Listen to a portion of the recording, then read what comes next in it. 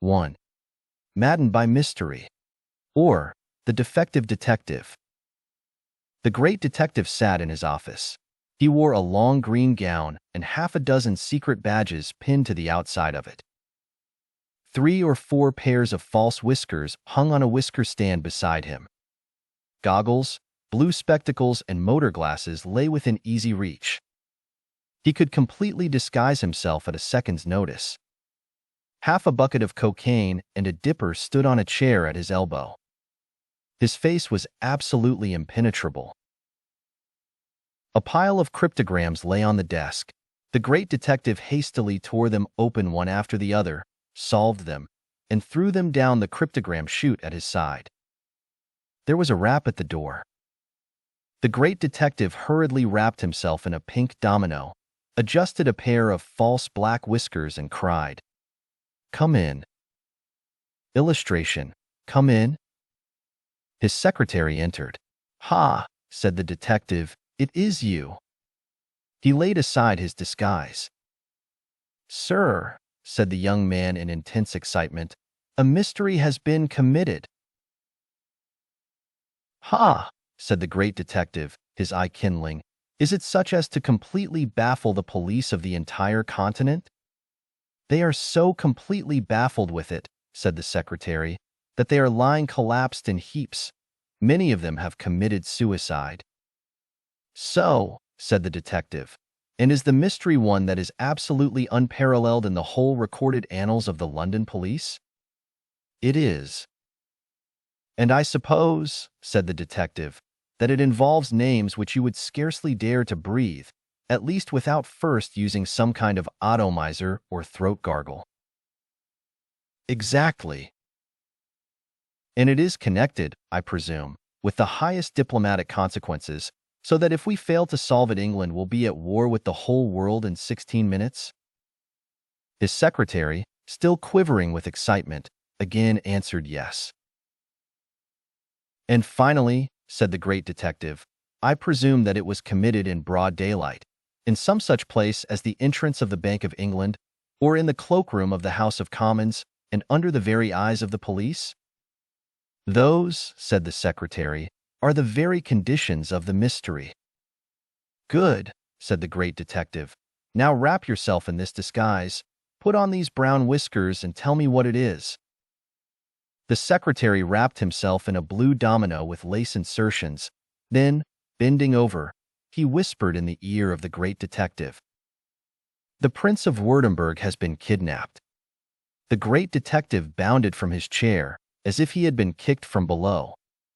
A prince stolen, evidently a Bourbon, the scion of one of the oldest families in Europe, kidnapped. Here was a mystery indeed worthy of his analytical brain. His mind began to move like lightning. "Stop," he said. "How do you know this?" The secretary handed him a telegram. It was from the prefect of police of Paris. It read, "The Prince of Württemberg stolen. Probably forwarded to London. Must have him here for the opening day of exhibition. £1,000 reward." So, the prince had been kidnapped out of Paris at the very time when his appearance at the International Exposition would have been a political event of the first magnitude. With the great detective, to think was to act, and to act was to think. Frequently he could do both together. "Wire to Paris for a description of the prince." The secretary bowed and left. At the same moment there was slight scratching at the door. A visitor entered. He crawled stealthily on his hands and knees. A hearthrug thrown over his head and shoulders disguised his identity. He crawled to the middle of the room. Then he rose. Great heaven! It was the Prime Minister of England. "You," said the detective. "Me," said the Prime Minister. "You have come in regard the kidnapping of the Prince of Württemberg?" The Prime Minister started. "How do you know?" he said. The great detective smiled his inscrutable smile. "Yes," said the Prime Minister. "I will use no concealment. I am interested, deeply interested. Find the Prince of Württemberg, get him safe back to Paris, and I will add £500 to the reward already offered. But listen, he said impressively as he left the room. See to it that no attempt is made to alter the marking of the prince, or to clip his tail. So, to clip the prince's tail. The brain of the great detective reeled. So, a gang of miscreants had conspired to. But no, the thing was not possible. There was another rap at the door. A second visitor was seen. He wormed his way in, lying almost prone upon his stomach and wriggling across the floor. He was enveloped in a long purple cloak. He stood up and peeped over the top of it. Great heaven! It was the Archbishop of Canterbury. "Your Grace!" exclaimed the detective in amazement. "Pray do not stand, I beg you. Sit down, lie down, anything rather than stand." The Archbishop took off his mitre and laid it wearily on the whisker stand. "You are here in regard to the Prince of Württemberg." The Archbishop started and crossed himself. Was the man a magician?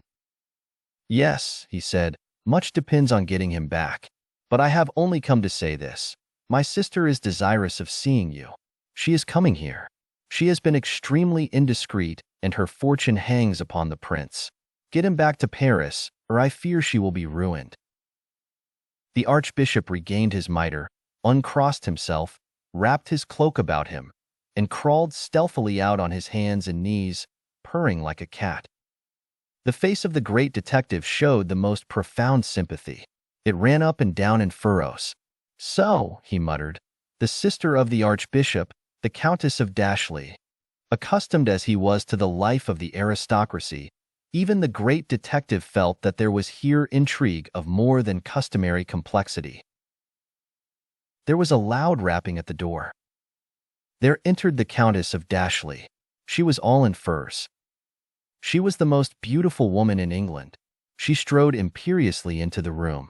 She seized a chair imperiously and seated herself on it, imperial side up. She took off her tiara of diamonds and put it on the tiara holder beside her, and uncoiled her boa of pearls and put it on the pearl stand. "You have come," said the great detective, "about the Prince of Württemberg." "Wretched little pup," said the Countess of Dashley in disgust. So, a further complication. Far from being in love with the prince, the Countess denounced the young Bourbon as a pup. "You are interested in him, I believe?" "Interested," said the Countess. "I should rather say so. Why, I bred him." "You which?" gasped the great detective, his usually impassive features suffused with a carmine blush. "I bred him," said the Countess, "and I've got £10,000 upon his chances, so no wonder I want him back in Paris. Only listen," she said, "if they've got hold of the prince and cut his tail or spoiled the markings of his stomach, it would be far better to have him quietly put out of the way here." The great detective reeled and leaned up against the side of the room. So, the cold-blooded admission of the beautiful woman for the moment took away his breath. Herself the mother of the young Bourbon, misallied with one of the greatest families of Europe, staking her fortune on a royalist plot, and yet with so instinctive a knowledge of European politics as to know that any removal of the hereditary birthmarks of the prince would forfeit for him the sympathy of the French populace. The Countess resumed her tiara. She left. The secretary re-entered. "I have 3 telegrams from Paris," he said. "They are completely baffling." He handed over the first telegram. It read, "The Prince of Württemberg has a long, wet snout, broad ears, very long body, and short hind legs." The great detective looked puzzled. He read the second telegram. "The Prince of Württemberg is easily recognized by his deep bark." And then the third. "The Prince of Württemberg can be recognized by a patch of white hair across the center of his back." The two men looked at one another. The mystery was maddening, impenetrable. The great detective spoke. "Give me my domino," he said. "These clues must be followed up." Then pausing, while his quick brain analyzed and summed up the evidence before him. "A young man," he muttered, "evidently young since described as a pup, with a long, wet snout, addicted obviously to drinking. a streak of white hair across his back, a first sign of the results of his abandoned life. Yes, yes, he continued. With this clue I shall find him easily. The great detective rose. He wrapped himself in a long black cloak with white whiskers and blue spectacles attached. Completely disguised, he issued forth. He began the search. For 4 days he visited every corner of London. He entered every saloon in the city. In each of them he drank a glass of rum. In some of them he assumed the disguise of a sailor. In others he entered as a solitaire. Into others he penetrated as a clergyman. His disguise was perfect. Nobody paid any attention to him as long as he had the price of a drink. The search proved fruitless. 2 young men were arrested under suspicion of being the prince, only to be released. The identification was incomplete in each case. One had a long wet snout, but no hair on his back. The other had hair on his back, but couldn't bark. Neither of them was the young Bourbon. The great detective continued his search. He stopped at nothing. Secretly, after nightfall, he visited the home of the Prime Minister. He examined it from top to bottom. He measured all the doors and windows. He took up the flooring. He inspected the plumbing. He examined the furniture. He found nothing. With equal secrecy, he penetrated into the palace of the Archbishop. He examined it from top to bottom. Disguised as a choir boy, he took part in the offices of the church. He found nothing. Still undismayed, the great detective made his way into the home of the Countess of Dashley. Disguised as a housemaid, he entered the service of the Countess. Then at last a clue came which gave him a solution of the mystery. On the wall of the Countess's boudoir was a large framed engraving. It was a portrait. Under it was a printed legend. The Prince of Württemberg. The portrait was that of a dachshund. The long body, the broad ears, the unclipped tail, the short hind legs, all was there. In a fraction of a second, the lightning mind of the great detective had penetrated the whole mystery. The prince was a dog. Hastily throwing a domino over his housemaid's dress, he rushed to the street. He summoned a passing hansom, and in a few moments was at his house. "I have it," he gasped to his secretary. "The mystery is solved.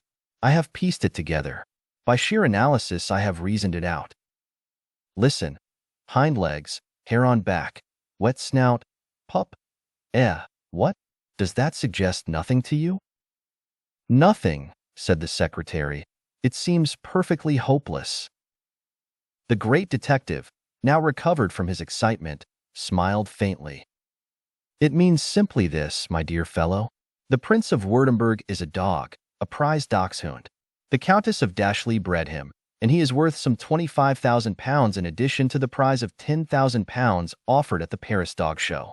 Can you wonder that?" At that moment the great detective was interrupted by the scream of a woman. Great heaven! The Countess of Dashley dashed into the room. Her face was wild. Her tiara was in disorder. Her pearls were dripping all over the place. She wrung her hands and moaned. "They have cut his tail," she gasped, "and taken all the hair off his back. What can I do? I am undone." "Madam," said the great detective, calm as bronze, "do yourself up. I can save you yet." "You? Me? How?" "Listen. This is how. The prince was to have been shown at Paris." The Countess nodded. "Your fortune was staked on him?" The Countess nodded again. "The dog was stolen, carried to London, his tail cut and his marks disfigured." Amazed at the quiet penetration of the great detective, the Countess kept on nodding and nodding. "And you are ruined?" "I am," she gasped, and sank to the floor in a heap of pearls. "Madam," said the great detective, "all is not lost." He straightened himself up to his full height. A look of inflinchable unflexibility flickered over his features. The honor of England, the fortune of the most beautiful woman in England was at stake. "I will do it," he murmured. "Rise, dear lady," he continued. "Fear nothing. I will impersonate the dog under her." That night the great detective might have been seen on the deck of the Calais packet boat with his secretary. He was on his hands and knees in a long black cloak, and his secretary had him on a short chain. He barked at the waves exultingly and licked the secretary's hand. "What a beautiful dog," said the passengers. The disguise was absolutely complete. The great detective had been coated over with mucilage to which dog hairs had been applied. The markings on his back were perfect. His tail, adjusted with an automatic coupler, moved up and down responsive to every thought. His deep eyes were full of intelligence. Next day he was exhibited in the Dachshund class at the international show. He won all hearts. Under quel beau chien, underscore cried the French people. Undersay was ein dog, underscore cried the Spanish. The great detective took the first prize. The fortune of the Countess was saved. Unfortunately, as the great detective had neglected to pay the dog tax, he was caught and destroyed by the dog catchers. But that is, of course, quite outside of the present narrative, and is only mentioned as an odd fact in conclusion. 2. Q. A psychic story of the supernatural. I cannot expect that any of my readers will believe the story which I am about to narrate. Looking back upon it, I scarcely believe it myself, yet my narrative is so extraordinary and throws such light upon the nature of our communications with beings of another world that I feel I am not entitled to withhold it from the public. I had gone over to visit Annerly at his rooms. It was Saturday, October 31st. I remember the date so precisely because it was my payday, and I had received 6 sovereigns and 10 shillings. I remembered the sum so exactly because I had put the money into my pocket, and I remember into which pocket I had put it because I had no money in any other pocket. My mind is perfectly clear on all these points. Annerly and I sat smoking for some time. Then quite suddenly, "Do you believe in the supernatural?" he asked. I started as if I had been struck. At the moment when Annerly spoke of the supernatural, I had been thinking of something entirely different. The fact that he should speak of it at the very instant when I was thinking of something else struck me as at least a very singular coincidence. For a moment I could only stare. "What I mean is," said Annerly, "do you believe in phantasms of the dead?" "Phantasms?" I repeated. "Yes, phantasms, or if you prefer the word, phanagrams, or say if you will phanagrammatical manifestations, or more simply psychophantasmal phenomena?" I looked at Annerly with a keener sense of interest than I had ever felt in him before. I felt that he was about to deal with events and experiences of which in the 2 or 3 months that I had known him he had never seen fit to speak. I wondered now that it had never occurred to me that a man whose hair at 55 was already streaked with gray must have passed through some terrible ordeal. Presently Annerly spoke again. "Last night I saw Q," he said. "Good heavens!" I ejaculated. I did not in the least know who Q was, but it struck me with a thrill of indescribable terror that Annerly had seen Q. In my own quiet and measured existence, such a thing had never happened. "Yes," said Annerly, "I saw Q as plainly as if he were standing here. But perhaps I had better tell you something of my past relationship with Q, and you will understand exactly what the present situation is." Annerly seated himself in a chair on the other side of the fire from me, lighted a pipe, and continued. "When first I knew Q, he lived not very far from a small town in the south of England, which I will call X, and was betrothed to a beautiful and accomplished girl whom I will name M. Annerly had hardly begun to speak before I found myself listening with riveted attention. I realized that it was no ordinary experience that he was about to narrate. I more than suspected that Q and M were not the real names of his unfortunate acquaintances, but were in reality 2 letters of the alphabet selected almost at random to disguise the names of his friends. I was still pondering over the ingenuity of the thing when Annerly went on. When Q and I first became friends, he had a favorite dog, which, if necessary, I might name Z, and which followed him in and out of X on his daily walk. In and out of X, I repeated in astonishment. Yes, said Annerly, in and out. My senses were now fully alert. That Z should have followed Q out of X, I could readily understand, but that he should first have followed him and seemed to pass the bounds of comprehension. Well, said Annerly, Q and Miss M were to be married. Everything was arranged. The wedding was to take place on the last day of the year, exactly 6 months and 4 days before the appointed day. I remember the date because the coincidence struck me as peculiar at the time. Q came to me late in the evening in great distress. He had just had, he said, a premonition of his own death. That evening, while sitting with Miss M on the veranda of her house, he had distinctly seen a projection of the dog or pass along the road. Stop a moment, I said. Did you not say that the dog's name was Z? Annerly frowned slightly. Quite so, he replied. Z, or more correctly ZR, since Q was in the habit, perhaps from motives of affection, of calling him R as well as Z. Well, then, the projection or phanogram of the dog passed in front of them, so plainly that Miss M swore that she could have believed that. It was the dog himself. Opposite the house the phantasm stopped for a moment and wagged its tail. Then it passed on, and quite suddenly disappeared around the corner of a stone wall, as if hidden by the bricks. What made the thing still more mysterious was that Miss M's mother, who was partially blind, had only partially seen the dog. Annerly paused a moment. Then he went on. This singular occurrence was interpreted by Q, no doubt correctly, to indicate his own approaching death.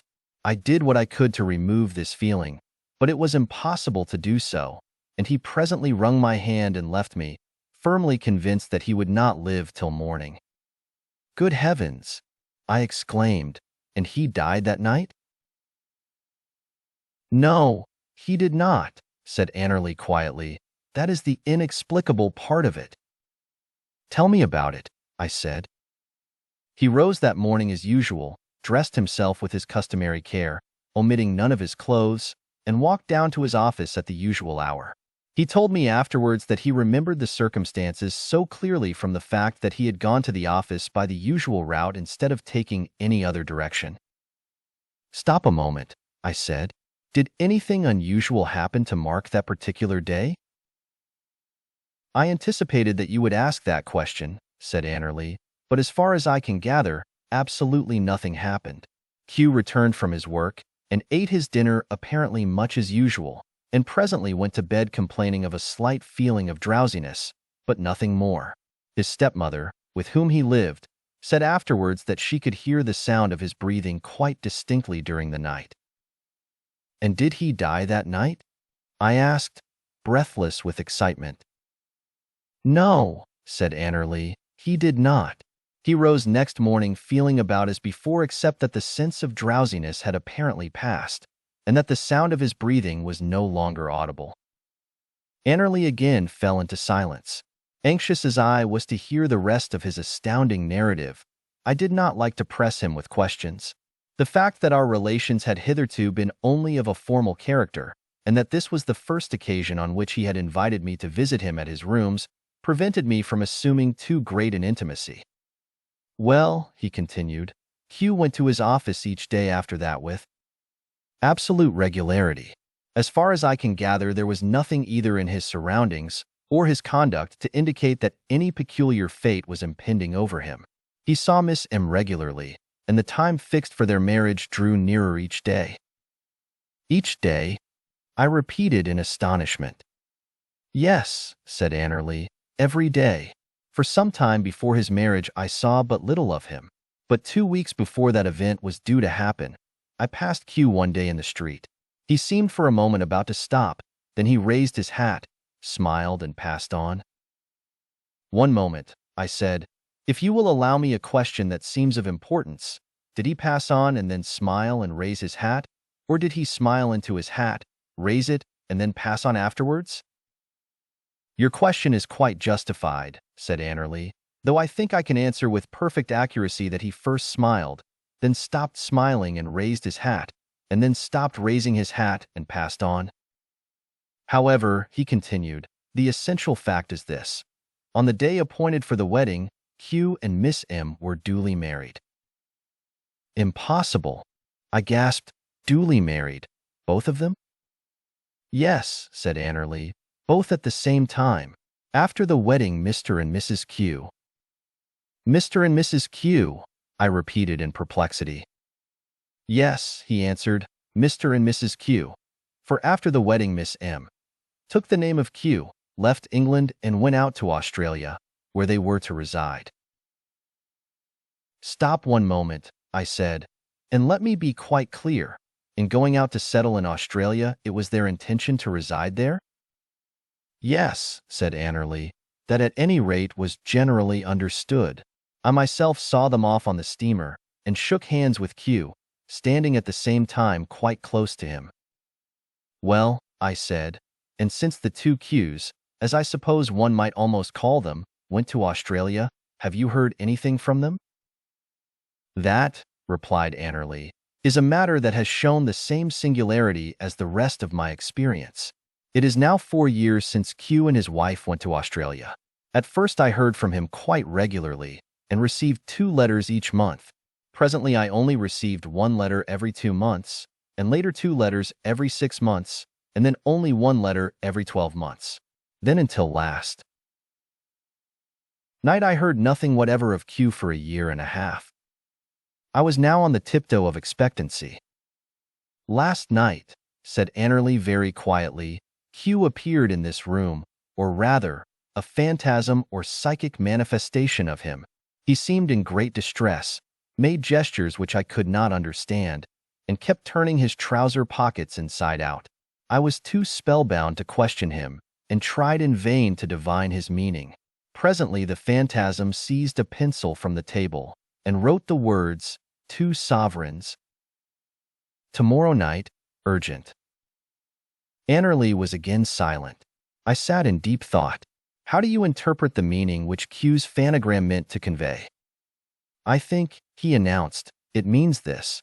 Q, who is evidently dead, meant to visualize that fact, meant, so to speak, to deatomize the idea that he was demonetized, and that he wanted 2 sovereigns tonight."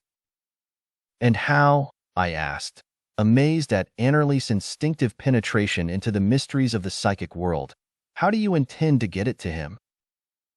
"I intend," he announced, "to try a bold, a daring experiment, which, if it succeeds, will bring us into immediate connection with the world of spirits. My plan is to leave 2 sovereigns here upon the edge of the table during the night. If they are gone in the morning, I shall know that Q has contrived to deastralize himself, and has taken the sovereigns. The only question is, do you happen to have 2 sovereigns? I myself, unfortunately, have nothing but small change about me." Here was a piece of rare good fortune, the coincidence of which seemed to add another link to the chain of circumstance. As it happened, I had with me the 6 sovereigns which I had just drawn as my week's pay. "Luckily," I said, "I am able to arrange that. I happen to have money with me." And I took 2 sovereigns from my pocket. Annerly was delighted at our good luck. Our preparations for the experiment were soon made. We placed the table in the middle of the room in such a way that there could be no fear of contact or collision with any of the furniture. The chairs were carefully set against the wall, and so placed that no 2 of them occupied the same place as any other 2, while the pictures and ornaments about the room were left entirely undisturbed. We were careful not to remove any of the wallpaper from the wall, nor to detach any of the window panes from the window. When all was ready, the 2 sovereigns were laid side by side upon the table, with the heads up in such a way that the lower sides or tails were supported by only the table itself. We then extinguished the light. I said good night to Annerly, and groped my way out into the dark, feverish with excitement. My readers may well imagine my state of eagerness to know the result of the experiment. I could scarcely sleep for anxiety to know the issue. I had, of course, every faith in the completeness of our preparations, but was not without misgivings that the experiment might fail, as my own mental temperament and disposition might not be of the precise kind needed for the success of these experiments. On this score, however, I need have had no alarm. The event showed that my mind was a media, or if the word is better, a transparency, of the very first order for psychic work of this character. In the morning, Annerly came rushing over to my lodgings, his face beaming with excitement. "Glorious, glorious," he almost shouted. "We have succeeded. The sovereigns are gone. We are in direct monetary communication with Q." I need not dwell on the exquisite thrill of happiness which went through me. All that day and all the following day, the sense that I was in communication with Q was ever present with me. My only hope was that an opportunity might offer for the renewal of our intercommunication with the spirit world.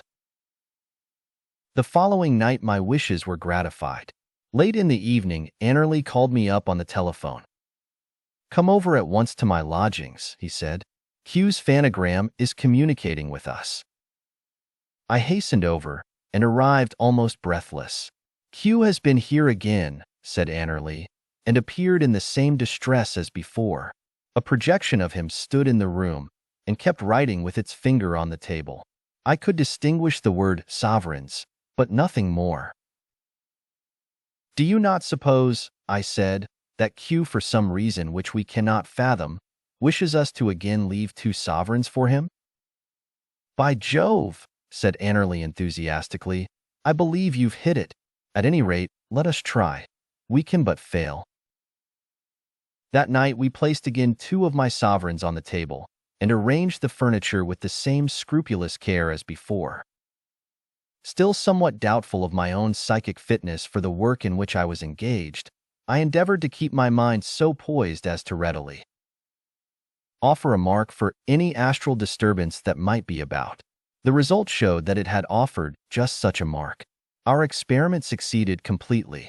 The 2 coins had vanished in the morning.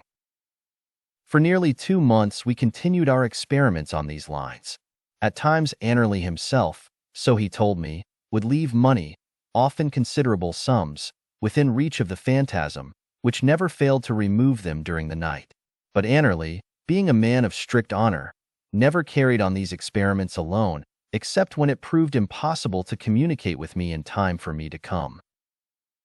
At other times he would call me up with the simple message, "Q is here," or would send me a telegram, or a written note saying, "Q needs money. Bring any that you have, but no more." On my own part, I was extremely anxious to bring our experiments prominently before the public, or to interest the Society for Psychic Research and similar bodies in the daring transit which we had effected between the world of sentience and the psychoastric or pseudo-ethereal existence.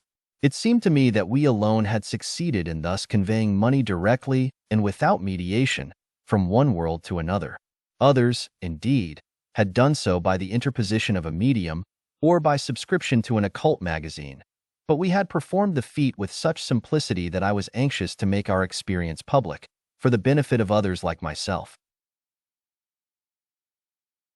Annerly, however, was averse from this course, being fearful that it might break off our relations with Q. It was some 3 months after our first interastral psychomonetary experiment that there came the culmination of my experiences, so mysterious as to leave me still lost in perplexity. Annerly had come in to see me one afternoon. He looked nervous and depressed. "I have just had a psychic communication from Q," he said in answer to my inquiries, "which I can hardly fathom. As far as I can judge, Q has formed some plan for interesting other phantasms in the kind of work that we are doing. He proposes to form, on his side of the gulf, an association that is to work in harmony with us for monetary dealings on a large scale between the 2 worlds." My reader may well imagine that my eyes almost blazed with excitement at the magnitude of the prospect opened up. Q wishes us to gather together all the capital that we can and to send it across to him, in order that he may be able to organize with him a corporate association of phanograms, or perhaps in this case, one would more correctly call them phantoids. I had no sooner grasped Annerly's meaning than I became enthusiastic over it. We decided to try the great experiment that night.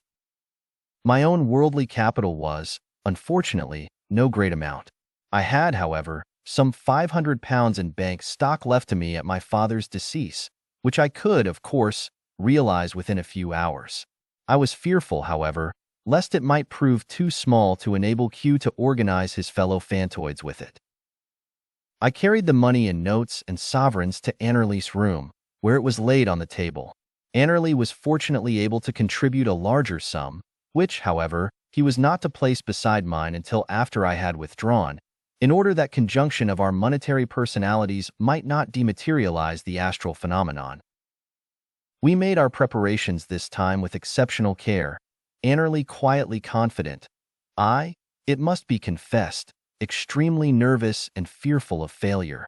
We removed our boots and walked about on our stockinged feet, and at Annerly's suggestion, not only placed the furniture as before, but turned the coal scuttle upside down and laid a wet towel over the top of the wastepaper basket. All complete, I wrung Annerly's hand and went out into the darkness. I waited next morning in vain. 9 o'clock came, 10 o'clock, and finally 11, and still no word of him. Then, feverish with anxiety, I sought his lodgings. Judge of my utter consternation to find that Annerly had disappeared. He had vanished as if off the face of the earth.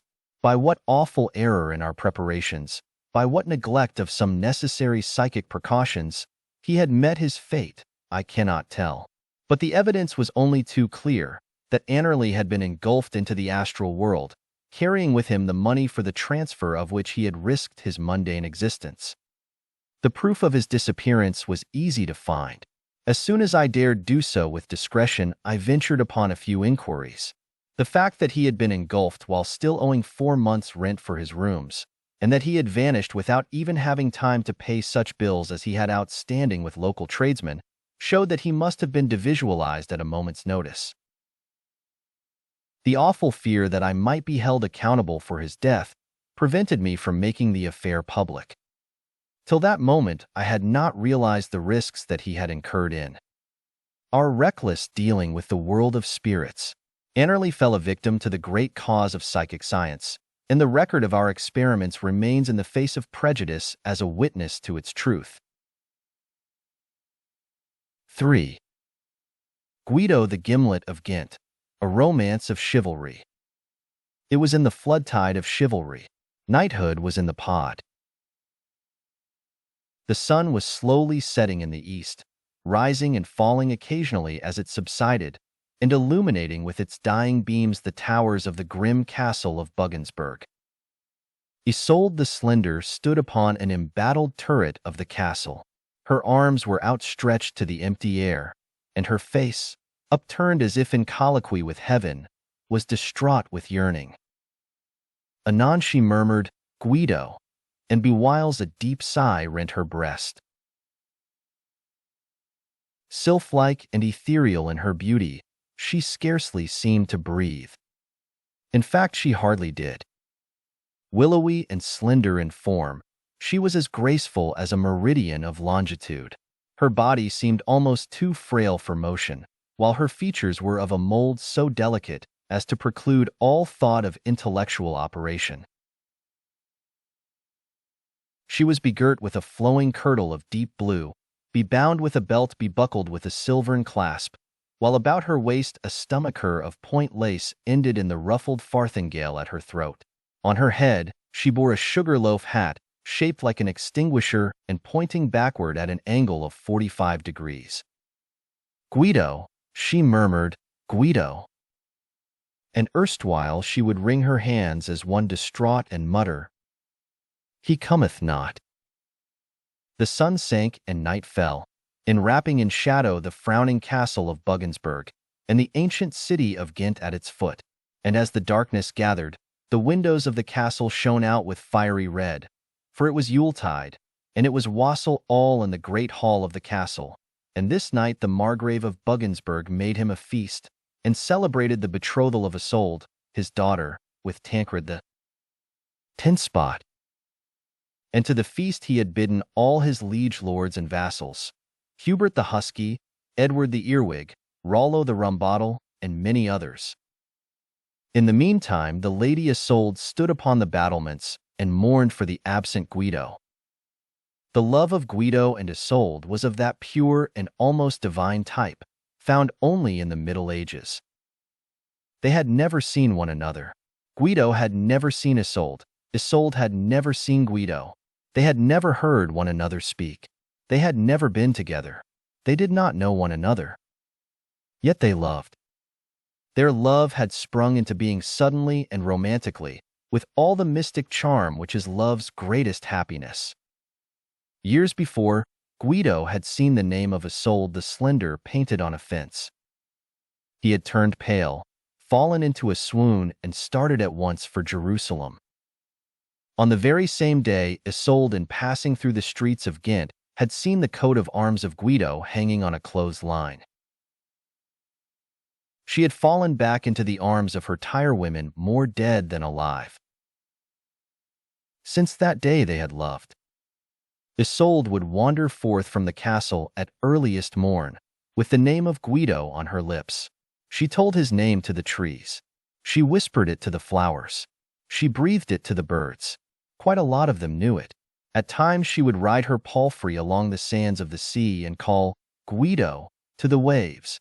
At other times she would tell it to the grass, or even to a stick of cordwood or a ton of coal. Guido and Isolde, though they had never met, cherished each the features of the other.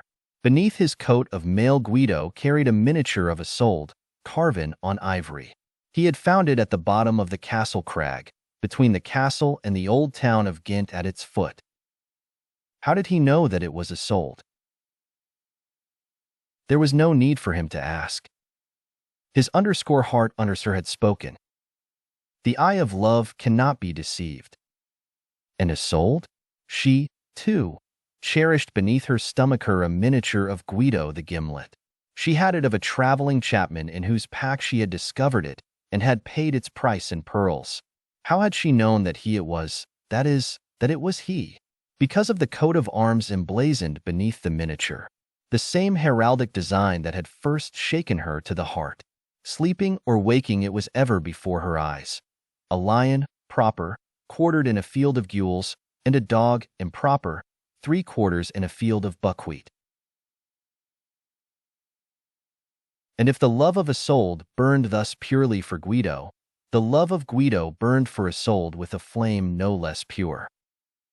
No sooner had love entered Guido's heart than he had determined to do some great feat of emprise or adventure, some high achievement of Durindo which should make him worthy to woo her. He placed himself under a vow that he would eat nothing, save only food, and drink nothing, save only liquor, till such season as he should have performed his feat. For this cause he had at once set out for Jerusalem to kill a Saracen for her. He killed one, quite a large one. Still under his vow, he set out again at once to the very confines of Pannonia, determined to kill a Turk for her. From Pannonia he passed into the Highlands of Britain, where he killed her a Caledonian. Every year and every month Guido performed for Isolde some new achievement of emprise. And in the meantime Isolde waited. It was not that suitors were lacking. Isolde the Slender had suitors in plenty ready to do her lightest hest. Feats of arms were done daily for her sake. To win her love suitors were willing to vow themselves to perdition. For Isolde's sake, Otto the Otter had cast himself into the sea. Conrad the Coconut had hurled himself from the highest battlement of the castle head first into the mud. Hugo the Hopeless had hanged himself by the waistband to a hickory tree and had refused all efforts to dislodge him. For her sake Siegfried the Susceptible had swallowed sulfuric acid. Illustration: Hugo the Hopeless had hanged himself. But Isolde the Slender was heedless of the court thus paid to her. In vain her stepmother, Agatha the Angular, urged her to marry. In vain her father, the Margrave of Buggensberg, commanded her to choose the one or the other of the suitors. her heart remained unswervingly true to the Gimlet. From time to time love tokens passed between the lovers. From Jerusalem, Guido had sent to her a stick with a notch in it to signify his undying constancy. From Pannonia he sent a piece of board, and from Venetia about 2 feet of scantling. All these Isolde treasured. At night they lay beneath her pillow. Then, after years of wandering, Guido had determined to crown his love with a final achievement for Isolde's sake. It was his design to return to Ghent, to scale by night the castle cliff, and to prove his love for Isolde by killing her father for her, casting her stepmother from the battlements, burning the castle, and carrying her away. This design he was now hastening to put into execution. Attended by 50 trusty followers, under the lead of Carlo the Corkscrew and Beowulf the Bradawl, he had made his way to Ghent. Under cover of night they had reached the foot of the castle cliff, and now, on their hands and knees in single file, they were crawling round and round the spiral path that led up to the gate of the fortress. At 6 of the clock they had spiraled once. At 7 of the clock they had reappeared at the second round, and as the feast in the hall reached its height, they reappeared on the 4th lap. Guido the Gimlet was in the lead. His coat of mail was hidden beneath a party-colored cloak, and he bore in his hand a horn. By arrangement he was to penetrate into the castle by the postern gate in disguise, steal from the Margrave by artifice the key of the great door, and then by a blast of his horn summon his followers to the assault. Alas, there was need for haste, for at this very Yuletide, on this very night, the Margrave, wearied of Isolde's resistance, had determined to bestow her hand upon Tancred the Tin-Spot. It was wassail all in the great hall. The huge Margrave, seated at the head of the board, drained flagon after flagon of wine, and pledged deep the health of Tancred the Tin-Spot, who sat plumed and armored beside him. Great was the merriment of the Margrave, for beside him, crouched upon the floor, was a new jester, whom the seneschal had just admitted by the postern gate, and the novelty of whose jests made the huge sides of the Margrave shake and shake again. "Odds bodikins," he roared, "but the tale is as rare as it is new." And so the wagoner said to the pilgrim that sith he had asked him to put him off the wagon at that town, put him off he must, albeit it was but the small of the night, by street Pancras. Whence hath the fellow so novel a tale? Nay, tell it me but once more, haply I may remember it. And the baron fell back in a perfect paroxysm of merriment. As he fell back, Guido, for the disguised jester was none other than he, that is, than him, sprang forward and seized from the girdle of the Margrave the key of the great door that dangled at his waist. Then, casting aside the jester's cloak and cap, he rose to his full height, standing in his coat of mail. In one hand he brandished the double-headed mace of the crusader, and in the other a horn.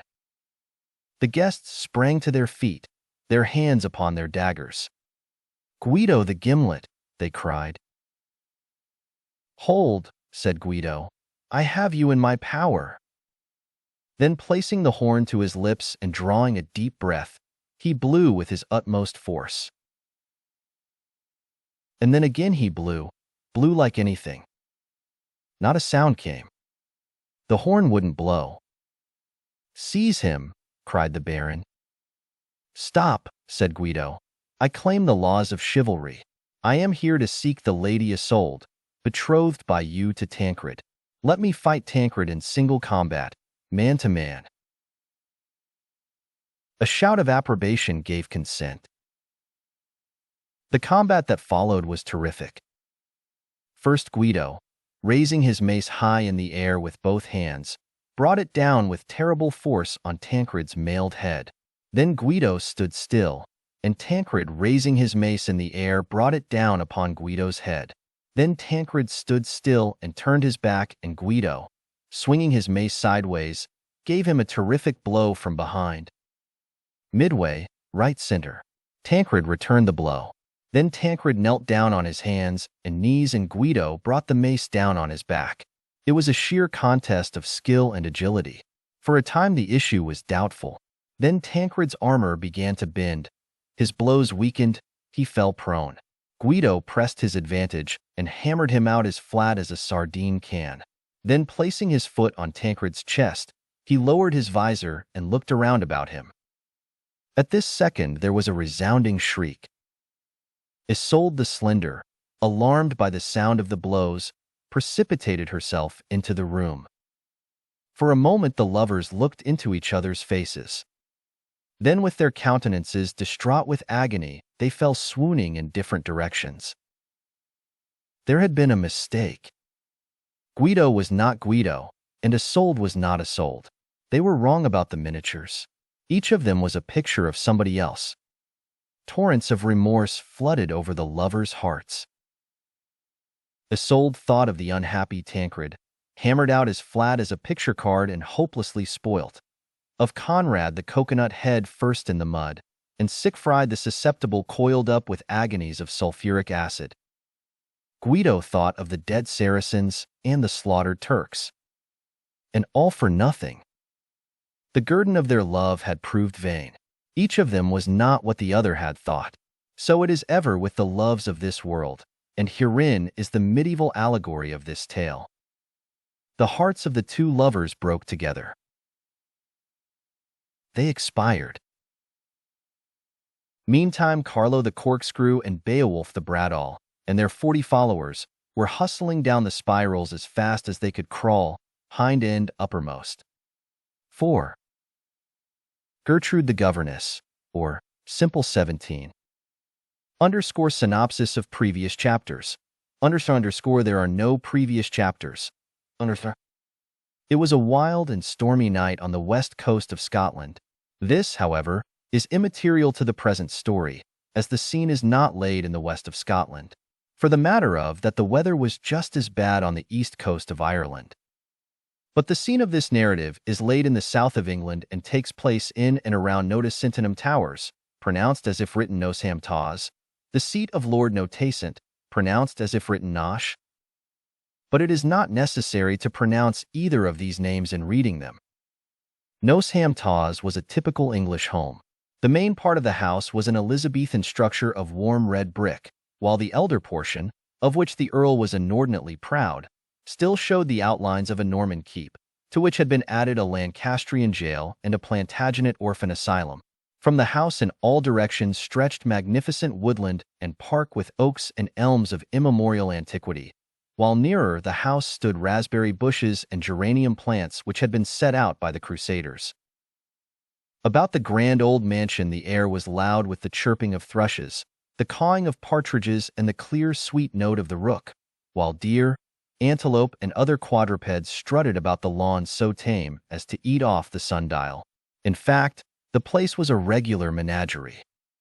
From the house downwards through the park stretched a beautiful broad avenue laid out by Henry VII. Lord Nosh stood upon the hearthrug of the library. Trained diplomat and statesman as he was, his stern aristocratic face was upside down with fury. "Boy," he said, "you shall marry this girl or I disinherit you. You are no son of mine." Young Lord Ronald, erect before him, flung back a glance as defiant as his own. "I defy you," he said. "Henceforth you are no father of mine. I will get another. I will marry none but a woman I can love, this girl that we have never seen." Illustration: henceforth you are no father of mine. I will get another. "Fool," said the Earl, "would you throw aside our estate and name of 1,000 years? The girl, I am told, is beautiful. Her aunt is willing. They are French, pa. They understand such things in France. But your reason—" "I give no reason," said the Earl. "Listen, Ronald, I give 1 month. For that time you remain here. If at the end of it you refuse me, I cut you off with a shilling." Lord Ronald said nothing. He flung himself from the room, flung himself upon his horse, and rode madly off in all directions. As the door of the library closed upon Ronald, the Earl sank into a chair. His face changed. It was no longer that of the haughty nobleman, but of the hunted criminal. "He must marry the girl," he muttered. "Soon she will know all. Tuchimov has escaped from Siberia. He knows and will tell. The whole of the mines passed to her, this property with it, and I. But enough. He rose, walked to the sideboard, drained a dipper full of gin and bitters, and became again a high-bred English gentleman. It was at this moment that a high dog-cart, driven by a groom in the livery of Earl Loch, might have been seen entering the avenue of Nosham Taws. Beside him sat a young girl, scarce more than a child, in fact not nearly so big as the groom. The apple-pie hat which she wore, surmounted with black willow plumes, concealed from view a face so face-like in its appearance as to be positively facial. It was, need we say it, Gertrude the governess, who was this day to enter upon her duties at Nosham Taws. At the same time that the dog-cart entered the avenue at one end, there might have been seen riding down it from the other a tall young man, whose long, aristocratic face proclaimed his birth, and who was mounted upon a horse with a face even longer than his own. And who is this tall young man who draws nearer to Gertrude with every revolution of the horse? Ah, who indeed? Ah, who? I wonder if any of my readers could guess that this was none other than Lord Ronald. The two were destined to meet. Nearer and nearer they came, and then still nearer. Then for one brief moment they met. As they passed, Gertrude raised her head and directed towards the young nobleman two eyes, so eye-like in their expression as to be absolutely circular, while Lord Ronald directed towards the occupant of the dog-cart a gaze so gaze-like that nothing but a gazelle or a gas-pipe could have emulated its intensity. Was this the dawn of love? Wait and see. Do not spoil the story. Let us speak of Gertrude. Gertrude de Montmorency McFiggin had known neither father nor mother. They had both died years before she was born. Of her mother she knew nothing, save that she was French, was extremely beautiful, and that all her ancestors and even her business acquaintances had perished in the Revolution. Yet Gertrude cherished the memory of her parents. On her breast the girl wore a locket in which was enshrined a miniature of her mother, while down her neck inside at the back hung a daguerreotype of her father. She carried a portrait of her grandmother up her sleeve and had pictures of her cousins tucked inside her boot, while beneath her, but enough, quite enough. Of her father Gertrude knew even less.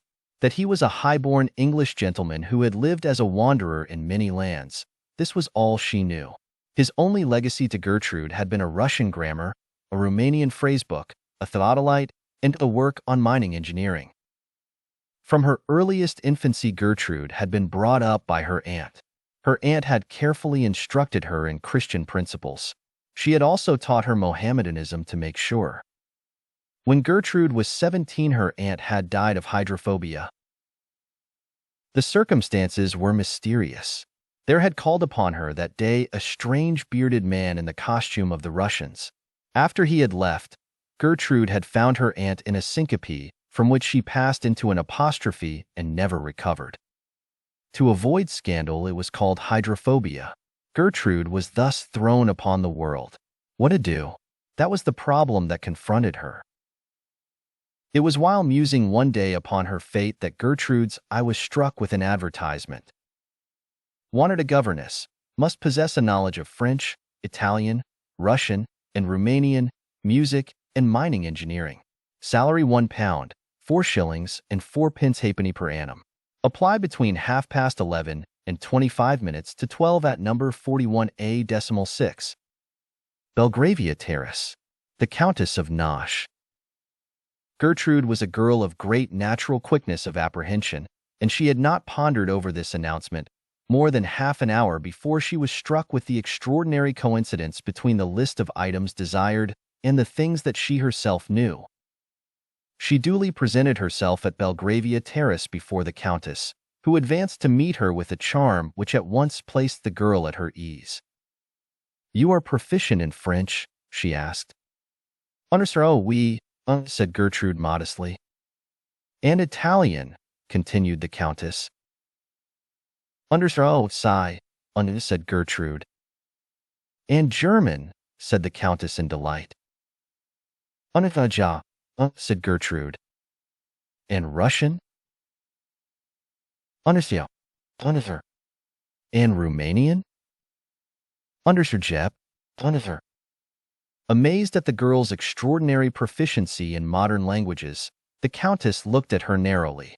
Where had she seen those lineaments before? She passed her hand over her brow in thought and spit upon the floor. But no, the face baffled her. Enough, she said. I engage you on the spot. Tomorrow you go down to Nosham Taws and begin teaching the children. I must add that in addition you will be expected to aid the Earl with his Russian correspondence. He has large mining interests at Skminsk. Skminsk. Why did this simple word reverberate upon Gertrude's ears? Why? Because it was the name written in her father's hand on the title page of his book on mining. What mystery was here? It was on the following day that Gertrude had driven up the avenue. She descended from the dog-cart, passed through a phalanx of liveried servants drawn up 7 deep, to each of whom she gave a sovereign as she passed and entered Nosham Taws. "Welcome," said the Countess, as she aided Gertrude to carry her trunk upstairs. The girl presently descended and was ushered into the library, where she was presented to the Earl. As soon as the Earl's eye fell upon the face of the new governess, he started visibly. Where had he seen those lineaments? Where was it? At the races or the theater? On a bus? No. Some subtler thread of memory was stirring in his mind. He strode hastily to the sideboard, drained a dipper and a half of brandy, and became again the perfect English gentleman. While Gertrude has gone to the nursery to make the acquaintance of the 2 tiny golden-haired children who are to be her charges, let us say something here of the Earl and his son. Lord Nosh was the perfect type of the English nobleman and statesman.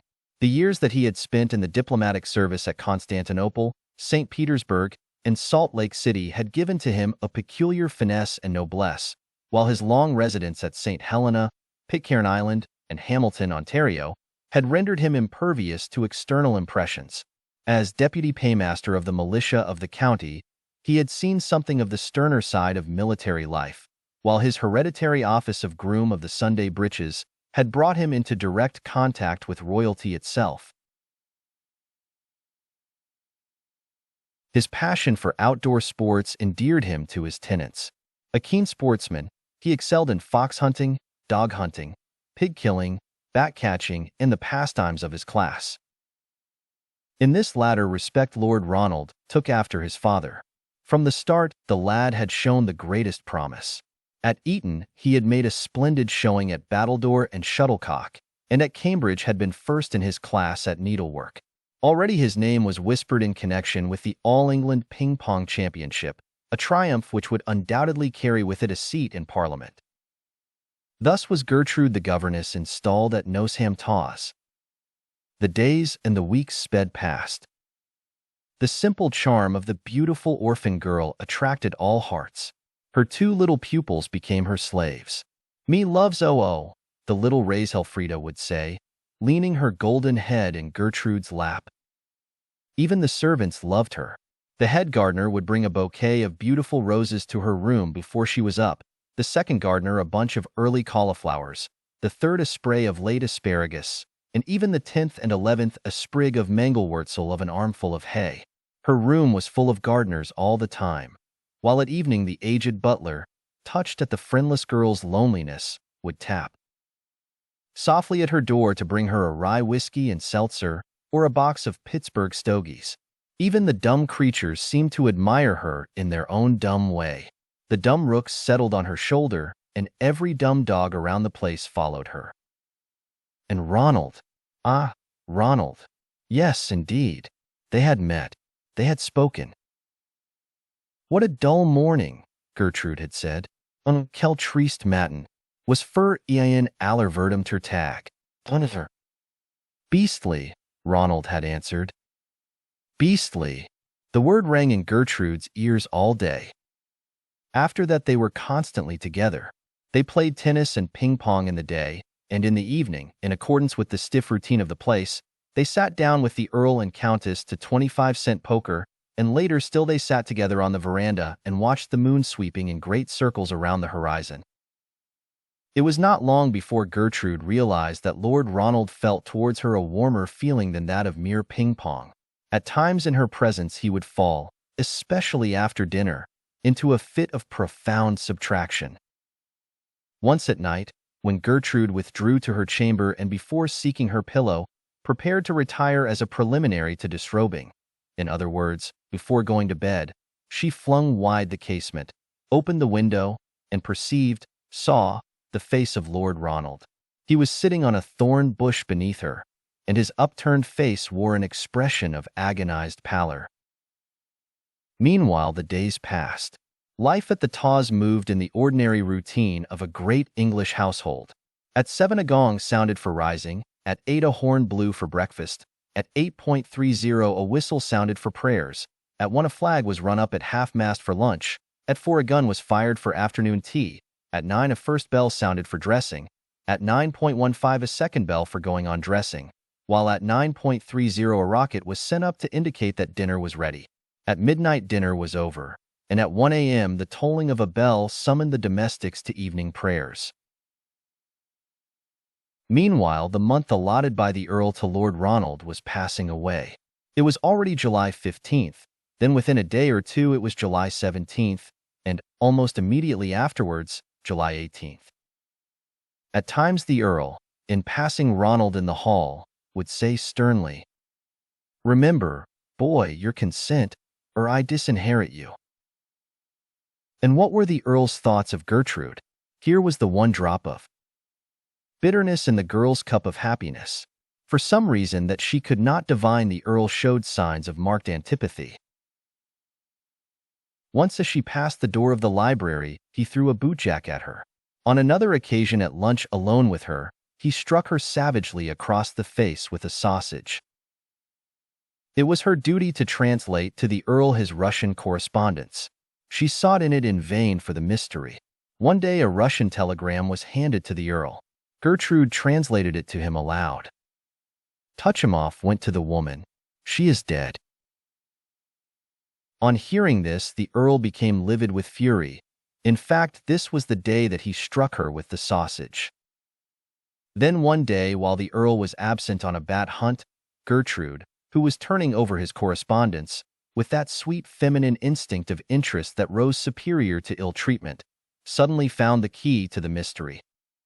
Lord Nosh was not the rightful owner of the Taws. His distant cousin of the older line, the true heir, had died in a Russian prison to which the machinations of the Earl, while ambassador at Skminsk, had consigned him. The daughter of this cousin was the true owner of Nosham Taws. The family story, save only that the documents before her withheld the name of the rightful heir, lay bare to Gertrude's eye. Strange is the heart of woman. Did Gertrude turn from the Earl with spurning? No. Her own sad fate had taught her sympathy. Yet still the mystery remained. Why did the Earl start perceptibly each time that he looked into her face? Sometimes he started as much as 4 centimeters, so that one could distinctly see him do it. On such occasions he would hastily drain a dipper of rum and Vichy water and become again the correct English gentleman. The denouement came swiftly. Gertrude never forgot it. It was the night of the great ball at Nosham Taws. The whole neighborhood was invited. How Gertrude's heart had beat with anticipation, and with what trepidation she had overhauled her scant wardrobe in order to appear not unworthy in Lord Ronald's eyes. Her resources were poor indeed, yet the inborn genius for dress that she inherited from her French mother stood her in good stead. She twined a single rose in her hair and contrived herself a dress out of a few old newspapers and the inside of an umbrella that would have graced a court. Round her waist she bound a single braid of bagstring, while a piece of old lace that had been her mother's was suspended to her ear by a thread. Gertrude was the cynosure of all eyes. Floating to the strains of the music, she presented a picture of bright, girlish innocence that no one could see undisenraptured. The ball was at its height. It was away up. Ronald stood with Gertrude in the shrubbery. They looked into one another's eyes. "Gertrude," he said, "I love you." Simple words, and yet they thrilled every fiber in the girl's costume. "Ronald!" she said, and cast herself about his neck. At this moment, the Earl appeared standing beside them in the moonlight. His stern face was distorted with indignation. "So," he said, turning to Ronald, "it appears that you have chosen." "I have," said Ronald with hauteur. "You prefer to marry this penniless girl rather than the heiress I have selected for you." Gertrude looked from father to son in amazement. "Yes," said Ronald. "Be it so," said the Earl, draining a dipper of gin which he carried and resuming his calm. "Then I disinherit you. Leave this place and never return to it." "Come, Gertrude," said Ronald tenderly, "let us flee together." Gertrude stood before them. The rose had fallen from her head, the lace had fallen from her ear, and the bagstring had come undone from her waist. Her newspapers were crumpled beyond recognition, but disheveled and illegible as she was still mistress of herself. "Never," she said firmly. "Ronald, you shall never make this sacrifice for me." Then to the Earl in tones of ice, "There is a pride, sir, as great even as yours. The daughter of Mushenough McFiggin need crave a boon from no one." With that she hauled from her bosom the daguerreotype of her father and pressed it to her lips. The Earl started as if shot. "That name!" he cried. "That face! That photograph! Stop! There is no need to finish. My readers have long since divined it. Gertrude was the heiress." The lovers fell into one another's arms. The Earl's proud face relaxed. "God bless you," he said. The Countess and the guests came pouring out upon the lawn. The breaking day illuminated a scene of gay congratulations. Gertrude and Ronald were wed. Their happiness was complete. Need we say more? Yes, only this. The Earl was killed in the hunting field a few days after. The Countess was struck by lightning. The two children fell down a well. Thus the happiness of Gertrude and Ronald was complete. 5. A Hero in Homespun. Or, The Life Struggle of Hezekiah Hayloft. "Can you give me a job?" The foreman of the bricklayers looked down from the scaffold to the speaker below. Something in the lad's upturned face appealed to the man. He threw a brick at him. It was Hezekiah Hayloft. He was all in homespun. He carried a carpetbag in each hand. He had come to New York, the cruel city, looking for work. Hezekiah moved on. Presently he stopped in front of a policeman. "Sir," he said, "can you tell me the way to?" The policeman struck him savagely across the side of the head. "I'll learn you," he said, "to ask damn fool questions." Again Hezekiah moved on. In a few moments he met a man whose tall black hat, black waistcoat, and white tie proclaimed him a clergyman. "Good sir," said Hezekiah, "can you tell me?" The clergyman pounced upon him with the growl of a hyena and bit a piece out of his ear. Yes, he did. Reader, just imagine a clergyman biting a boy in open daylight. Yet that happens in New York every minute. Such is the great cruel city, and imagine looking for work in it. You and I who spend our time in trying to avoid work can hardly realize what it must mean. Think how it must feel to be alone in New York, without a friend or a relation at hand, with no one to know or care what you do. It must be great. For a few moments Hezekiah stood irresolute. He looked about him. He looked up at the top of the Metropolitan Tower. He saw no work there. He looked across at the skyscrapers on Madison Square, but his eye detected no work in any of them. He stood on his head and looked up at the Flatiron Building. Still no work in sight. All that day, and the next Hezekiah looked for work. A Wall Street firm had advertised for a stenographer. "Can you write shorthand?" they said. "No," said the boy in homespun, "but I can try." They threw him down the elevator. Hezekiah was not discouraged. That day he applied for 14 jobs. The Waldorf Astoria was in need of a chef. Hezekiah applied for the place. "Can you cook?" they said. "No," said Hezekiah, "but oh, sir, give me a trial. Give me an egg and let me try. I will try so hard." Great tears rolled down the boy's face. They rolled him out into the corridor. Next, he applied for a job as a telegrapher. His mere ignorance of telegraphy was made the ground of refusal. At nightfall, Hezekiah Hayloft grew hungry. He entered again the portico of the Waldorf Astoria. Within it stood a tall man in uniform. "Boss," said the boy hero, "will you trust me for the price of a square meal?" They set the dog on him. Such, reader, is the hardness and bitterness of the great city. For 14 weeks, Hezekiah Hayloft looked for work. Once or twice he obtained temporary employment, only to lose it again. For a few days, he was made accountant in a trust company. He was discharged because he would not tell a lie. For about a week, he held a position as cashier in a bank. They discharged the lad because he refused to forge a check. For 3 days, he held a conductorship on a Broadway surface car. He was dismissed from this business for refusing to steal a nickel. Such, reader, is the horrid degradation of business life in New York.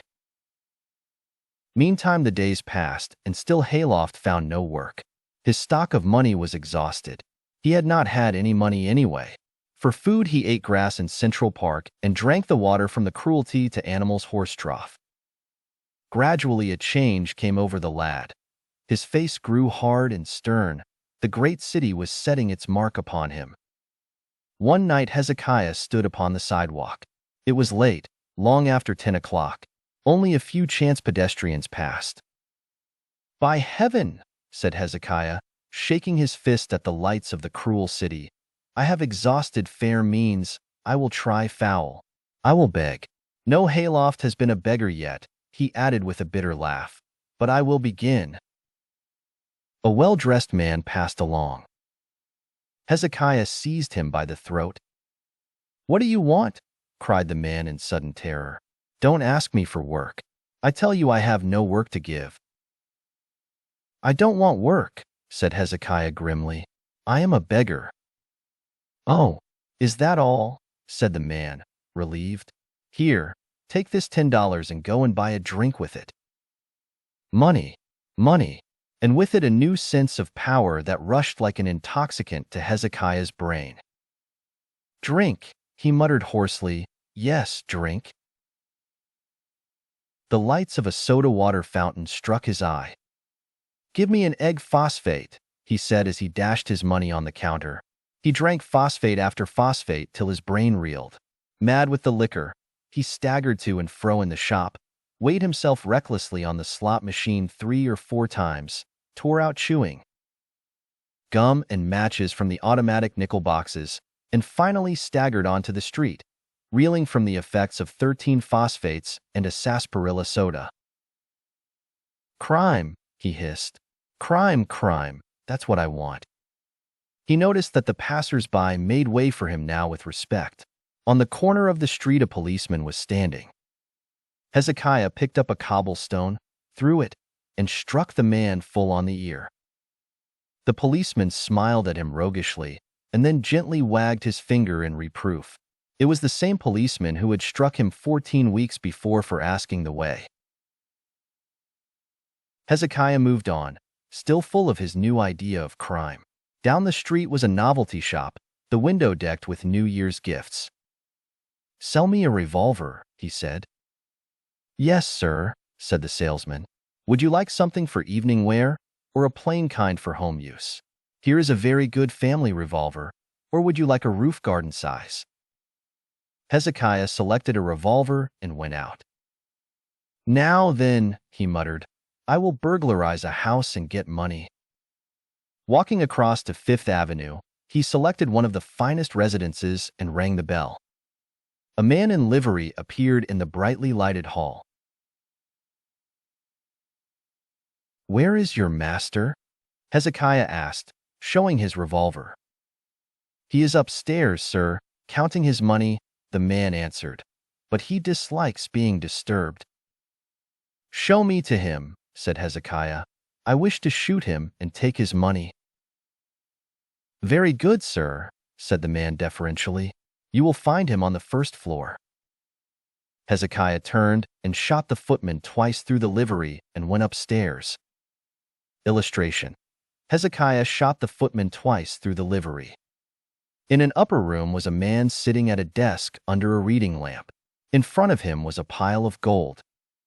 "What are you doing?" said Hezekiah. "I am counting my money," said the man.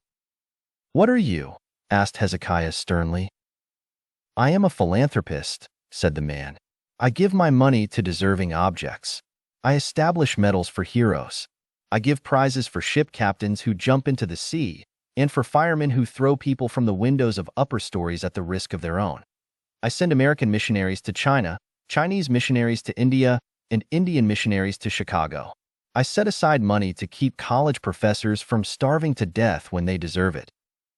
"Stop," said Hezekiah. "You deserve to die. Stand up, open your mouth and shut your eyes." The old man stood up. There was a loud report. The philanthropist fell. He was shot through the waistcoat, and his suspenders were cut to ribbons. Hezekiah, his eyes glittering with the mania of crime, crammed his pockets with gold pieces. There was a roar and hubbub in the street below. "The police," Hezekiah muttered. "I must set fire to the house and escape in the confusion." He struck a safety match and held it to the leg of the table. It was a fireproof table and refused to burn. He held it to the door. The door was fireproof. He applied it to the bookcase. He ran the match along the books. They were all fireproof. Everything was fireproof. Frenzied with rage, he tore off his celluloid collar and set fire to it. He waved it above his head. Great tongues of flame swept from the windows. "Fire! Fire!" was the cry. Hezekiah rushed to the door and threw the blazing collar down the elevator shaft. In a moment the iron elevator, with its steel ropes, burst into a mass of flame. Then the brass fittings of the door took fire, and in a moment the cement floor of the elevator was one roaring mass of flame. Great columns of smoke burst from the building. "Fire! Fire!" shouted the crowd. Reader, have you ever seen a fire in a great city? The sight is a wondrous one. One realizes that, vast and horrible as the city is, it nevertheless shows its human organization in its most perfect form. Scarcely had the fire broken out before resolute efforts were made to stay its progress. Long lines of men passed buckets of water from hand to hand. The water was dashed on the fronts of the neighboring houses, thrown all over the street, splashed against the telegraph poles, and poured in torrents over the excited crowd. Every place in the neighborhood of the fire was literally soaked. The man worked with a will. A derrick rapidly erected in the street reared itself to the height of 16 or 17 feet.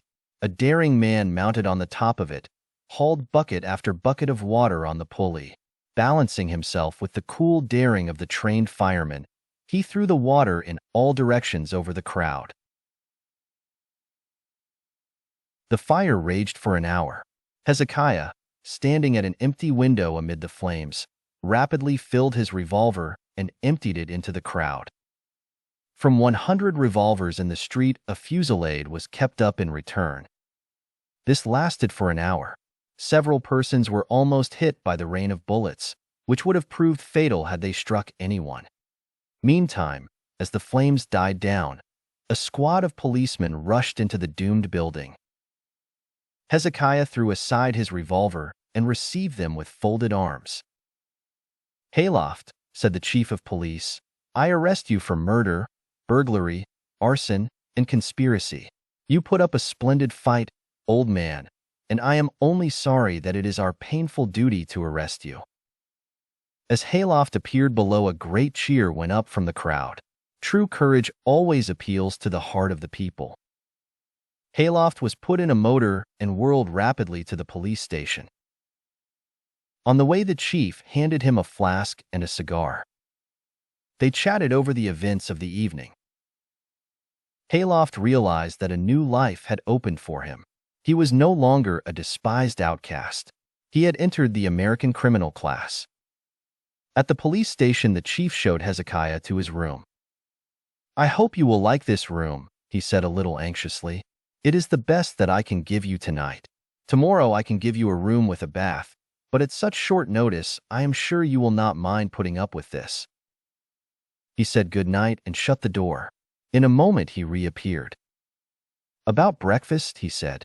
"Would you rather have it in your room, or will you join us at our table d'hôte? The force are most anxious to meet you." Next morning, before Hezekiah was up, the chief brought to his room a new outfit of clothes, a silk hat, frock coat, shepherd's plaid trousers, and varnished boots with spats. "You won't mind accepting these things, Mr. Hayloft. Our force would like very much to enable you to make a suitable appearance in the court." Carefully dressed and shaved, Hezekiah descended. He was introduced to the leading officials of the force and spent a pleasant hour of chat over a cigar, discussing the incidents of the night before. In the course of the morning, a number of persons called to meet and congratulate Hezekiah. "I want to tell you, sir," said the editor of a great American daily, "that your work of last night will be known and commented on all over the States. Your shooting of the footman was a splendid piece of nerve, sir, and will do much in defense of the unwritten law." "Mr. Hayloft," said another caller, "I am sorry not to have met you sooner. Our friends here tell me that you have been in New York for some months. I regret, sir, that we did not know you. This is the name of my firm, Mr. Hayloft. We are leading lawyers here, and we want the honor of defending you. We may." "Thank you, sir. And now, as we have still an hour or two before the court, I want to run you up to my house in my motor. My wife is very anxious to have a little luncheon with you." The court met that afternoon. There was a cheer as Hezekiah entered. "Mr. Hayloft," said the judge, "I am adjourning this court for a few days. From what I hear, the nerve strain that you have undergone must have been most severe. Your friends tell me that you can hardly be in a state to take a proper interest in the case till you have had a thorough rest." As Hayloft left the court, a cheer went up from the crowd, in which the judge joined. The next few days were busy days for Hezekiah, filled with receptions, civic committees, and the preparation of the brief, in which Hezekiah's native intelligence excited the admiration of the lawyers. Newspaper men sought for interviews. Business promoters called upon Hezekiah. His name was put down as a director of several leading companies, and it was rumored that in the event of his acquittal he would undertake a merger of all the great burglar protection corporations of the United States. The trial opened a week later and lasted 2 months. Hezekiah was indicted on 5 charges: arson, for having burned the steel cage of the elevator; misdemeanor, for shooting the footman; the theft of the money, petty larceny; the killing of the philanthropist, infanticide; and the shooting at the police without hitting them, aggravated felony. The proceedings were very complicated. Expert evidence was taken from all over the United States. An analytical examination was made of the brain of the philanthropist. Nothing was found. The entire jury were dismissed 3 times on the grounds of prejudice, twice on the ground of ignorance, and finally disbanded on the ground of insanity. The proceedings dragged on. Meanwhile, Hezekiah's business interests accumulated. At length, at Hezekiah's own suggestion, it was necessary to abandon the case. "Gentlemen," he said, in his final speech to the court, "I feel that I owe an apology for not being able to attend these proceedings any further. At any time, when I can snatch an hour or 2 from my business, you may always count on my attendance. In the meantime, rest assured that I shall follow your proceedings with the greatest interest." He left the room amid 3 cheers and the singing of Auld Lang Syne. After that, the case dragged hopeless on from stage to stage. The charge of arson was met by Aucherlocherty. The accusation of theft was stopped by A_E plus Aucherlocherty. The killing of the footman was pronounced justifiable insanity. The accusation of murder for the death of the philanthropist was withdrawn by common consent. Damages in error were awarded to Hayloft for the loss of his revolver and cartridges. The main body of the case was carried on a writ of Aucherlocherty to the federal courts and appealed to the Supreme Court of the United States. It is there still. Meantime, Hezekiah, as managing director of the Burglars Security Corporation, remains one of the rising generation of financiers in New York, with every prospect of election to the state senate. 6. Sorrows of a Super Soul, or The Memoirs of Mary Mushenough. Underscore, translated by Machinery, out of the original Russian. Do you ever look at your face in the glass? I do. Sometimes I stand for hours and peer at my face and wonder at it. At times I turn it upside down and gaze intently at it. I try to think what it means. It seems to look back at me with its great brown eyes as if it knew me and wanted to speak to me. Why was I born? I do not know. I ask my face 1,000 times a day and find no answer. At times when people pass my room, my maid Nitnitska or Jakub, the serving man, and see me talking to my face, they think I am foolish. But I am not. At times I cast myself on the sofa and bury my head in the cushions. Even then I cannot find out why I was born. I am 17. Shall I ever be 77? Shall I ever be even 67? Or 67 even? Oh. And if I am both of these, shall I ever be 87? I cannot tell. Often I start up in the night with wild eyes and wonder if I shall be 87. Next day. I passed a flower in my walk today. It grew in the meadow beside the riverbank. It stood dreaming on a long stem. I knew its name. It was a Chupskja. I love beautiful names. I leaned over and spoke to it. I asked it if my heart would ever know love. It said it thought so. On the way home I passed an onion. It lay upon the road. Someone had stepped upon its stem and crushed it. How it must have suffered. I placed it in my bosom. All night it lay beside my pillow. Another day. My heart is yearning for love.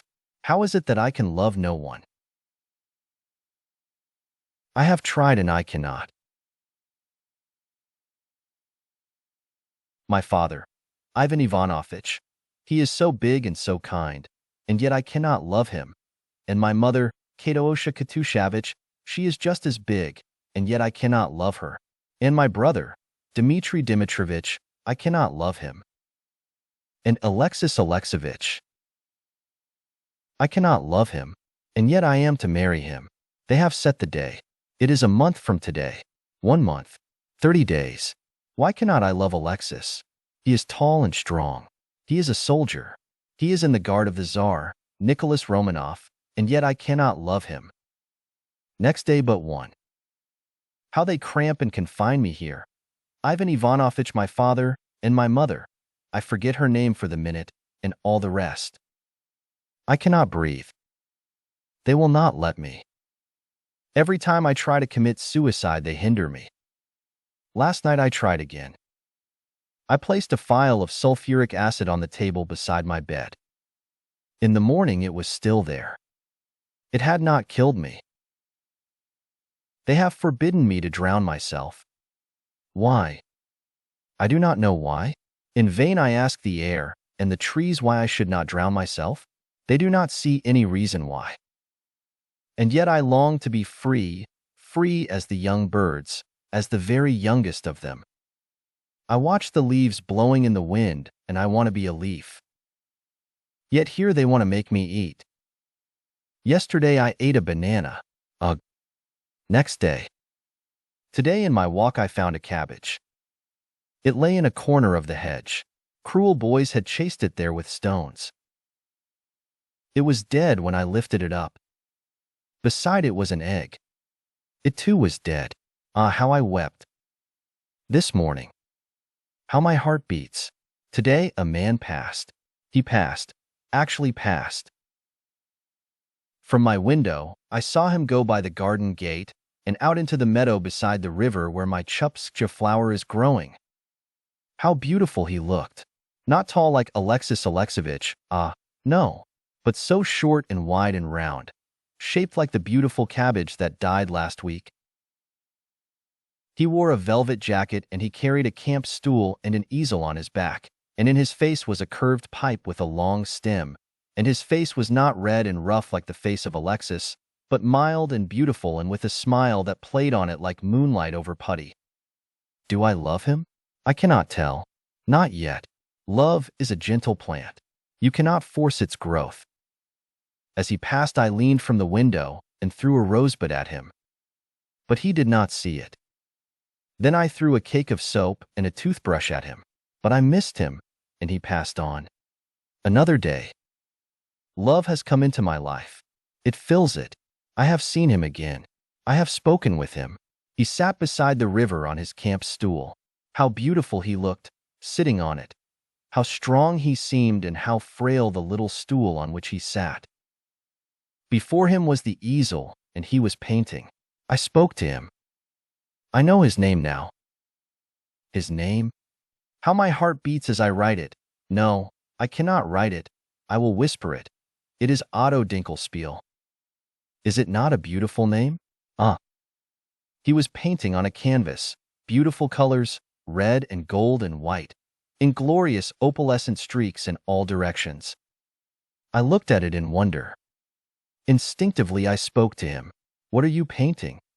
I said, Is it the heavenly child? No, he said, it is a cow. Then I looked again and I could see that it was a cow. I looked straight into his eyes. It shall be our secret, I said, no one else shall know. And I knew that I loved him. Illustration, no, he said, it is a cow. A week later. Each morning I go to see Otto beside the river in the meadow. He sits and paints, and I sit with my hands clasped about my knees and talk to him. I tell him all that I think, all that I read, all that I know, all that I feel, all that I do not feel. He listens to me with that faraway look that I have learned to love, and that means that he is thinking deeply. At times he almost seems not to hear. The intercourse of our minds is wonderful. We stimulate one another's thought. Otto is my master. I am his disciple. Yesterday I asked him if Hegel or Schlegel or Wegel gives the truest view of life. He said he didn't know. My Otto. Today. Otto touched me. He touched me. How the recollection of it thrills me. I stood beside him on the riverbank, and as we talked the handle of my parasol touched the bottom button of his waistcoat. It seemed to burn me like fire. Tomorrow I am to bring Otto to see my father. But tonight I can think of nothing else but that Otto has touched me. Next day. Otto has touched father. He touched him for 10 rubles. My father is furious. I cannot tell what it means. I brought Otto to our home. He spoke with my father, Ivan Ivanovich. They sat together in the evening. And now my father is angry. He says that Otto wanted to touch him. Why should he be angry? But Otto is forbidden the house, and I can see him only in the meadow. 2 days later. Today Otto asked me for a keepsake. I offered him one of my hat pins, but he said no. He has taken instead the diamond buckle from my belt. I read his meaning. He means that I am to him as a diamond is to lesser natures. This morning. Yesterday Otto asked me for another keepsake. I took a gold ruble from my bag and said that he should break it in half and that each should keep one of the halves. But Otto said no. I divined his thought. It would violate our love to break the coin. He is to keep it for both of us, and it is to remain unbroken like our love. Is it not a sweet thought? Otto is so thoughtful. He thinks of everything. Today he asked me if I had another gold ruble. Next day. Today I brought Otto another gold ruble. His eyes shone with love when he saw it. He has given me for it a bronze kopeck. Our love is to be as pure as gold and as strong as bronze. Is it not beautiful? Later. I am so fearful that Alexis Alexeyevich may return. I fear that if he comes Otto might kill him. Otto is so calm, I dread to think of what would happen if he were aroused. Next day. I have told Otto about Alexis. I have told him that Alexis is a soldier, that he is in the guards of the Tsar, and that I am betrothed to him. At first Otto would not listen to me. He feared that his anger might overmaster him. He began folding up his camp stool. Then I told him that Alexis would not come for some time yet, and he grew calmer. I have begged him for my sake not to kill Alexis. He has given me his promise. Another day. Ivan Ivanovich, my father, has heard from Alexis. He will return in 14 days. The day after his return I am to marry him. And meantime I have still 14 days to love Otto. My love is perfect. It makes me want to die. Last night I tried again to commit suicide. Why should I live now that I have known a perfect love? I placed a box of cartridges beside my bed. I awoke unharmed. They did not kill me, but I know what it means. It means that Otto and I are to die together. I must tell Otto. Later.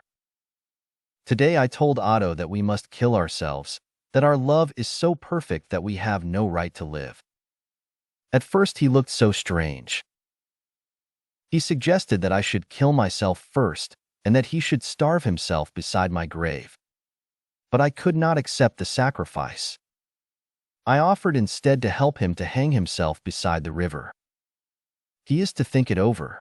If he does not hang himself, he is to shoot himself. I have lent him my father's revolver.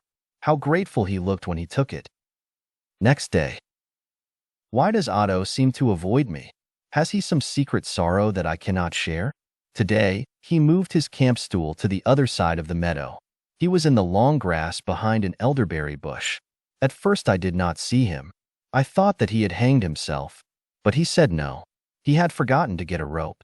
He had tried, he said, to shoot himself, but he had missed himself.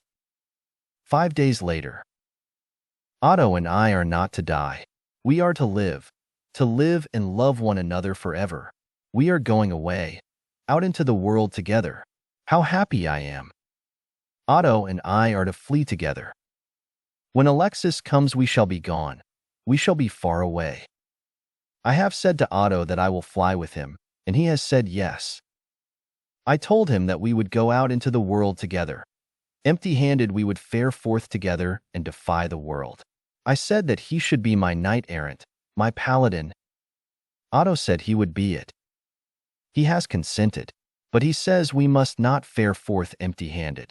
I do not know why he thinks this, but he is firm, and I yield to my lord. He is making all our preparations. Each morning I bring to the meadow a little bundle of my things, and give them to my knight-errant, and he takes them to the inn where he is staying. Last week I brought my jewel case, and yesterday, at his request, I took my money from the bank and brought it to my paladin. It will be so safe with him. Today he said that I shall need some little things to remember my father and mother by when we are gone. So I am to take my father's gold watch while he is asleep. My hero, how thoughtful he is of my happiness. Next day. All is ready. Tomorrow I am to meet Otto at the meadow with the watch and the rest of the things. Tomorrow night we are to flee together. I am to go down to the little gate at the foot of the garden, and Otto will be there.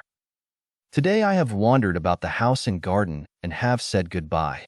I have said goodbye to my chupska flower and to the birds and the bees. Tomorrow it will be all over. Next evening. How can I write what has happened? My soul is shattered to its depths. All that I dreaded most has happened. How can I live? Alexis has come back. He and Otto have fought. Ah God, it has been terrible.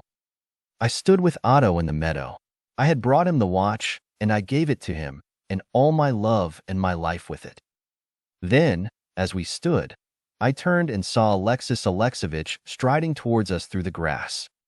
How tall and soldierly he looked, and the thought flashed through my mind that if Otto killed him he would be lying there a dead, inanimate thing.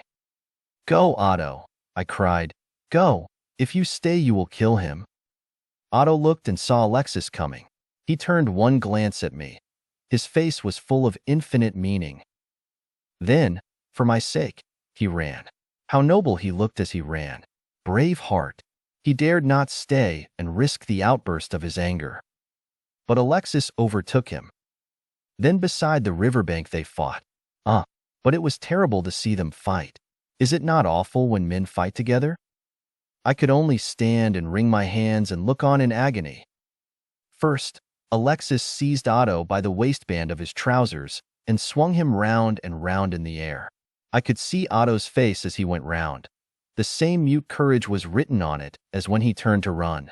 Alexis swung Otto round and round until his waistband broke, and he was thrown into the grass. That was the first part of the fight.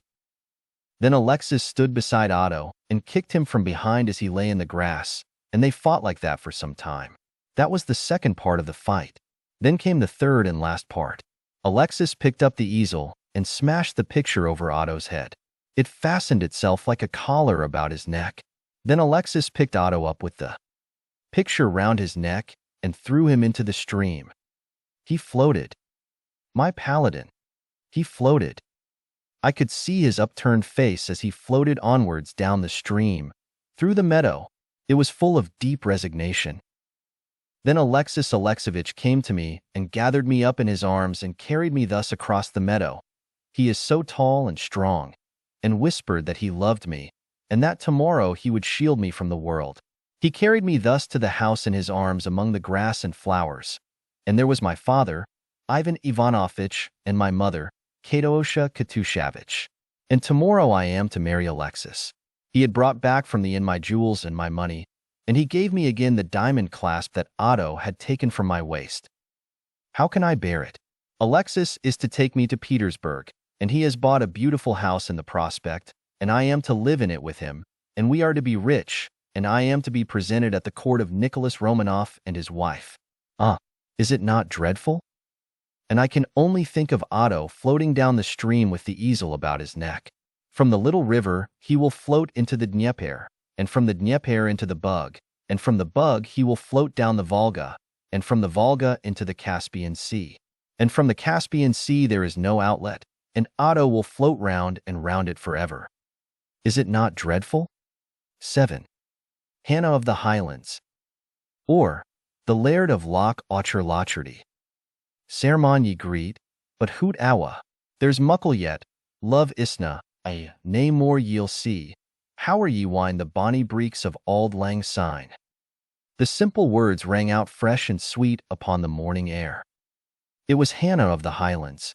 She was gathering lobsters in the burn that ran through the glen. The scene about her was typically Highland.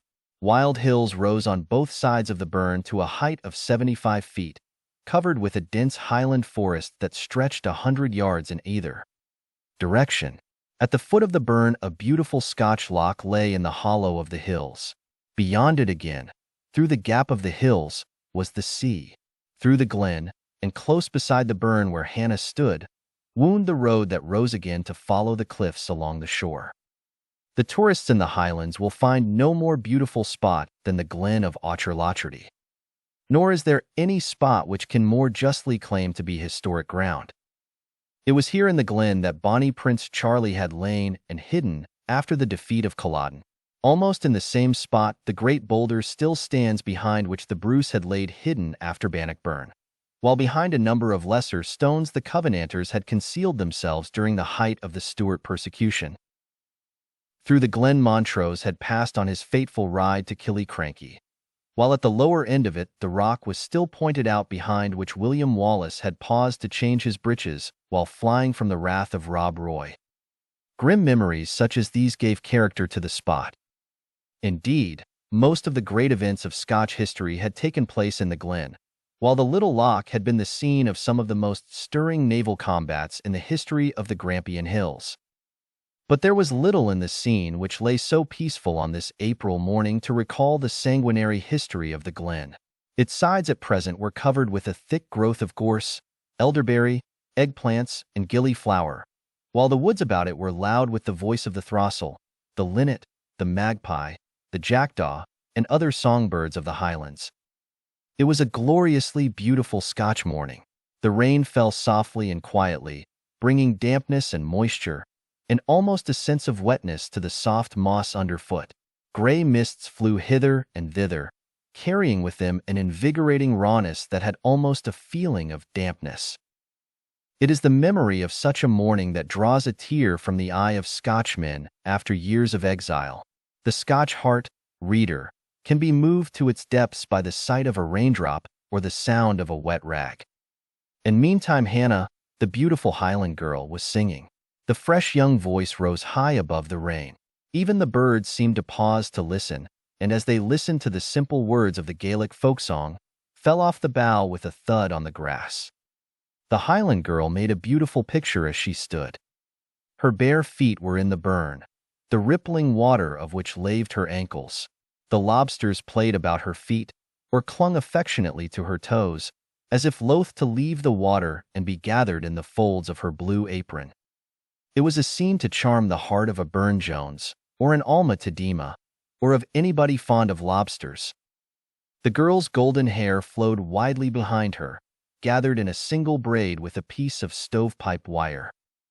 "Will you sell me one of your lobsters?" Hannah looked up.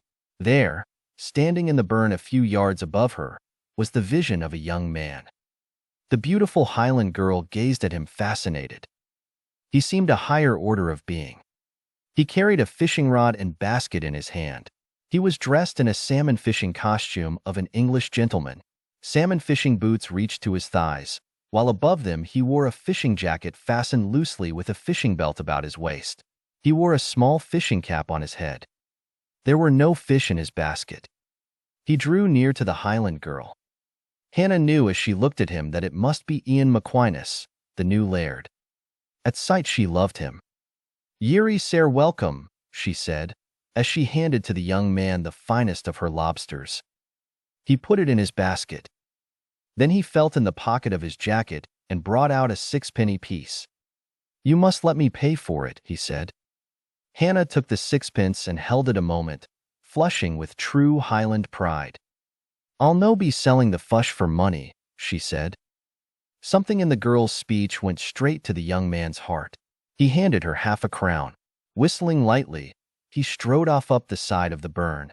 Hannah stood gazing after him spellbound. She was aroused from her reverie by an angry voice calling her name. "Hannah, Hannah," cried the voice, "come away bin. Are ye daft, lass, that ye stand there keeking at a Maquinas?" Then Hannah realized what she had done. She had spoken with a Maquinas, a thing that no McShamus had done for 150 years. For nearly 2 centuries the McShamuses and the Maquinases, albeit both dwellers in the glen, had been torn asunder by one of those painful divisions by which the life of the Scotch people is broken into fragments. It had arisen out of a point of spiritual belief. It had been 6 generations agone at a Highland banquet, in the days when the unrestrained temper of the time gave way to wild orgies, during which theological discussions raged with unrestrained fury. Seamus McShamus, an embittered Calvinist, half crazed perhaps with liquor, had maintained that damnation could be achieved only by faith. Whymper Maquinas had held that damnation could be achieved also by good works. Inflamed with drink, McShamus had struck Maquinas across the temple with an oatcake and killed him. McShamus had been brought to trial. Although defended by some of the most skilled lawyers of Aucherlocherty, he had been acquitted. On the very night of his acquittal, Wangus Maquinas, the son of the murdered man, had lain in wait for Seamus McShamus in the hollow of the glen road where it rises to the cliff, and had shot him through the bagpipes. Since then the feud had raged with unquenched bitterness for a century and a half. With each generation the difference between the two families became more acute. They differed on every possible point. They wore different tartans, sat under different ministers, drank different brands of whiskey, and upheld different doctrines in regard to eternal punishment. To add to the feud, the Maquinases had grown rich, while the McShamuses had become poor.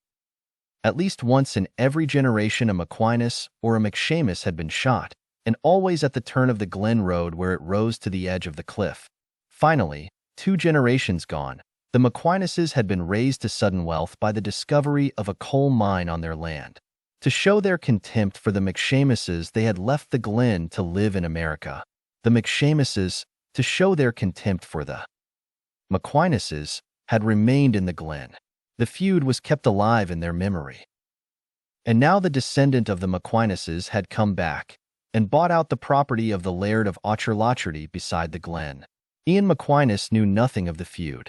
Reared in another atmosphere, the traditions of Scotland had no meaning for him. He had entirely degenerated. To him, the tartan had become only a piece of colored cloth. He wore a kilt as a masquerade costume for a Halloween dance, and when it rained, he put on a raincoat. He was no longer Scotch. More than that, he had married a beautiful American wife, a talcum powder blonde with a doe face and the exquisite rotundity of the packing house district of the Middle West. Ian Maquiness was her slave. For her sake, he had bought the lobster from Hannah. For her sake, too, he had scrutinized closely the beautiful Highland girl, for his wife was anxious to bring back a Scotch housemaid with her to Chicago. And meantime Hannah, with the rapture of a new love in her heart, followed her father, Oyster McShamus, to the cottage. Oyster McOyster, even in advancing age, was a fine specimen of Scotch manhood. 97 years of age, he was approaching the time when many of his countrymen begin to show the ravages of time. But he bore himself straight as a lath, while his tall stature and his native Highland costume accentuated the fine outline of his form. This costume consisted of a black velvet beetleshell jacket, which extended from the shoulder halfway down the back, and was continued in a short kilt of the tartan of the McShamuses, which extended from the waist halfway to the thigh. The costume reappeared again after an interval in the form of rolled golf stockings, which extended halfway up to the knee, while on his feet a pair of half shoes were buckled halfway up with a Highland clasp. On his head halfway between the ear and the upper superficies of the skull he wore half a Scotch cap, from which a tall rhinoceros feather extended halfway into the air. A pair of bagpipes were beneath his arm, from which, as he walked, he blew those deep and plaintive sounds which have done much to imprint upon the characters of those who hear them a melancholy and resigned despair. At the door of the cottage he turned and faced his daughter. "What said Ian Maquiness to you I the burnside?" he said fiercely. "'Twas nae muckle," said Hannah, and she added, for the truth was ever more to her than her father's wrath, "he jad me saxpence for a fush." "Siller!" shrieked the Highlander. "Siller from a Maquiness." Hannah handed him the sixpence. Oyster McOyster dashed it fiercely on the ground. Then picking it up he dashed it with full force against the wall of the cottage. Then, seizing it again, he dashed it angrily into the pocket of his kilt. They entered the cottage. Hannah had never seen her father's face so dour as it looked that night. Their home seemed changed. Hannah and her mother and father sat down that night in silence to their simple meal of oatmeal porridge and Scotch whiskey. In the evening the mother sat to her spinning. Busily she plied her work, for it was a task of love. Her eldest born, Jamie, was away at college at Edinburgh, preparing for the ministry. His graduation day was approaching, and Jamie's mother was spinning him a pair of breeches against the day. The breeches were to be a surprise. Already they were shaping that way. Oyster McShamus sat reading the Old Testament in silence, while Hannah looked into the peat fire and thought of the beautiful young Laird. Only once the Highlander spoke. "The Maquiness is back," he said, and his glance turned towards the old flintlock musket on the wall. That night Hannah dreamed of the feud, of the glen and the burn, of love, of lobsters, and of the Laird of Loch Aucherlocherty. And when she rose in the morning there was a wistful look in her eyes, and there came no song from her throat. The days passed. Each day the beautiful Highland girl saw the young Laird, though her father knew it not. In the mornings she would see him as he came fishing to the burn. At times he wore his fishing suit. At other times he had on a knickerbocker suit of shepherd's, plaid with a domino pattern. For his sake the beautiful Highland girl made herself more beautiful still. Each morning she would twine a Scotch thistle in her hair, and pin a spray of burdock at her heart. And at times he spoke to her. How Hannah treasured his words. Once, catching sight of her father in the distance, he had asked her who was the old sardine in the petticoats, and the girl had answered gladly that it was her father, for, as a fisherman's daughter, She was proud to have her father mistaken for a sardine. At another time, he had asked her if she was handy about the work of the house. How Hannah's heart had beat at the question. She made up her mind to spin him a pair of breeches like the ones now finishing for her brother Jamie. And every evening as the sun set, Hannah would watch in secret from the window of the cottage, waiting for the young Laird to come past in his motor car, down the glen road to the sea. Always he would slacken the car at the sharp turn at the top of the cliff. For 6 generations no Aquinas had passed that spot after nightfall with his life. But Ian Aquinas knew nothing of the feud. At times Oyster McOyster would see him pass, and standing at the roadside would call down Gaelic curses on his head. Once, when her father was from home, Hannah had stood on the roadside, and Ian had stopped the machine and had taken her with him in the car for a ride. Hannah, her heart beating with delight, had listened to him as he explained how the car was worked. Had her father known that she had sat thus beside a Aquinas, he would have slain her where she sat. The tragedy of Hannah's love ran swiftly to its close. Each day she met the young Laird at the burn. Each day she gave him the finest of her lobsters. She wore a new thistle every day. And every night, in secret as her mother slept, she span a new concentric section of his breeches. And the young Laird, when he went home, said to the talcum blonde that the Highland fisher girl was not half such a damn fool as she seemed. Then came the fateful afternoon. He stood beside her at the burn. "Hannah," he said, as he bent towards her, "I want to take you to America." Hannah had fallen fainting in his arms. Ian propped her against a tree and went home. An hour later, when Hannah entered her home, her father was standing behind the fireplace. He was staring fixedly into the fire, with the flintlock musket in his hands. There was the old dour look of the feud upon his face, and there were muttered curses on his lips. His wife Ellen clung to his arm and vainly sought to quiet him. "Curse him," he muttered. "I'll e'en kill him the night as he passes in his deal machine." Then Hannah knew that Oyster McShamus had seen her with Ian beside the burn. She turned and fled from the house. Straight up the road she ran across towards the manor house of Aucherlocherty to warn Ian. To save him from her father's wrath, that was her one thought. Night gathered about the Highland girl as she ran. The rain clouds and the gathering storm hung low with fitful lightning overhead. She still ran on. About her was the rolling of the thunder and the angry roaring of the swollen burn. Then the storm broke upon the darkness with all the fury of the Highland gale. The sky was rent with the fierce play of the elements. Yet on Hannah ran. Again and again the lightning hit her, but she ran on still. She fell over the stones, tripped and stumbled in the ruts, butted into the hedges, cannonied off against the stone walls. But she never stopped. She went quicker and quicker. The storm was awful. Lightning, fire, flame, and thunder were all about her. Trees were falling, hurdles were flying, birds were being struck by lightning. Dogs, sheep, and even cattle were hurled through the air. She reached the manor house and stood a moment at the door. The storm had lulled, the rain ceased, and for a brief moment there was quiet. The light was streaming from the windows of the house. Hannah paused. Suddenly her heart misgave her. Her quick ear had caught the sound of a woman's voice within. She approached the window and looked in. Then, as if rooted to the spot, the Highland girl gazed and listened at the pane. Ian lay upon a sofa. The undersonnégligé or dressing gown that he wore enhanced the pallid beauty of his face. Beside him sat the talcum powder blonde. She was feeding him with chocolates. Hannah understood. Ian had trifled with her love. He had bought her lobsters to win her heart, only to cast it aside. Illustration: Hannah understood. Hannah turned from the window. She plucked the thistle from her throat and flung it on the ground. Then, as she turned her eye, she caught sight of the motor standing in the shed. "The deal machine," she muttered, while the wild light of Highland frenzy gathered in her eye. Then, as she rushed to it and tore the tarpaulin from off it, "Ye'll no be wanting of a mark the night, Oyster McShamus," she cried. A moment later, the motor, with Hannah at the wheel, was thundering down the road to the glen.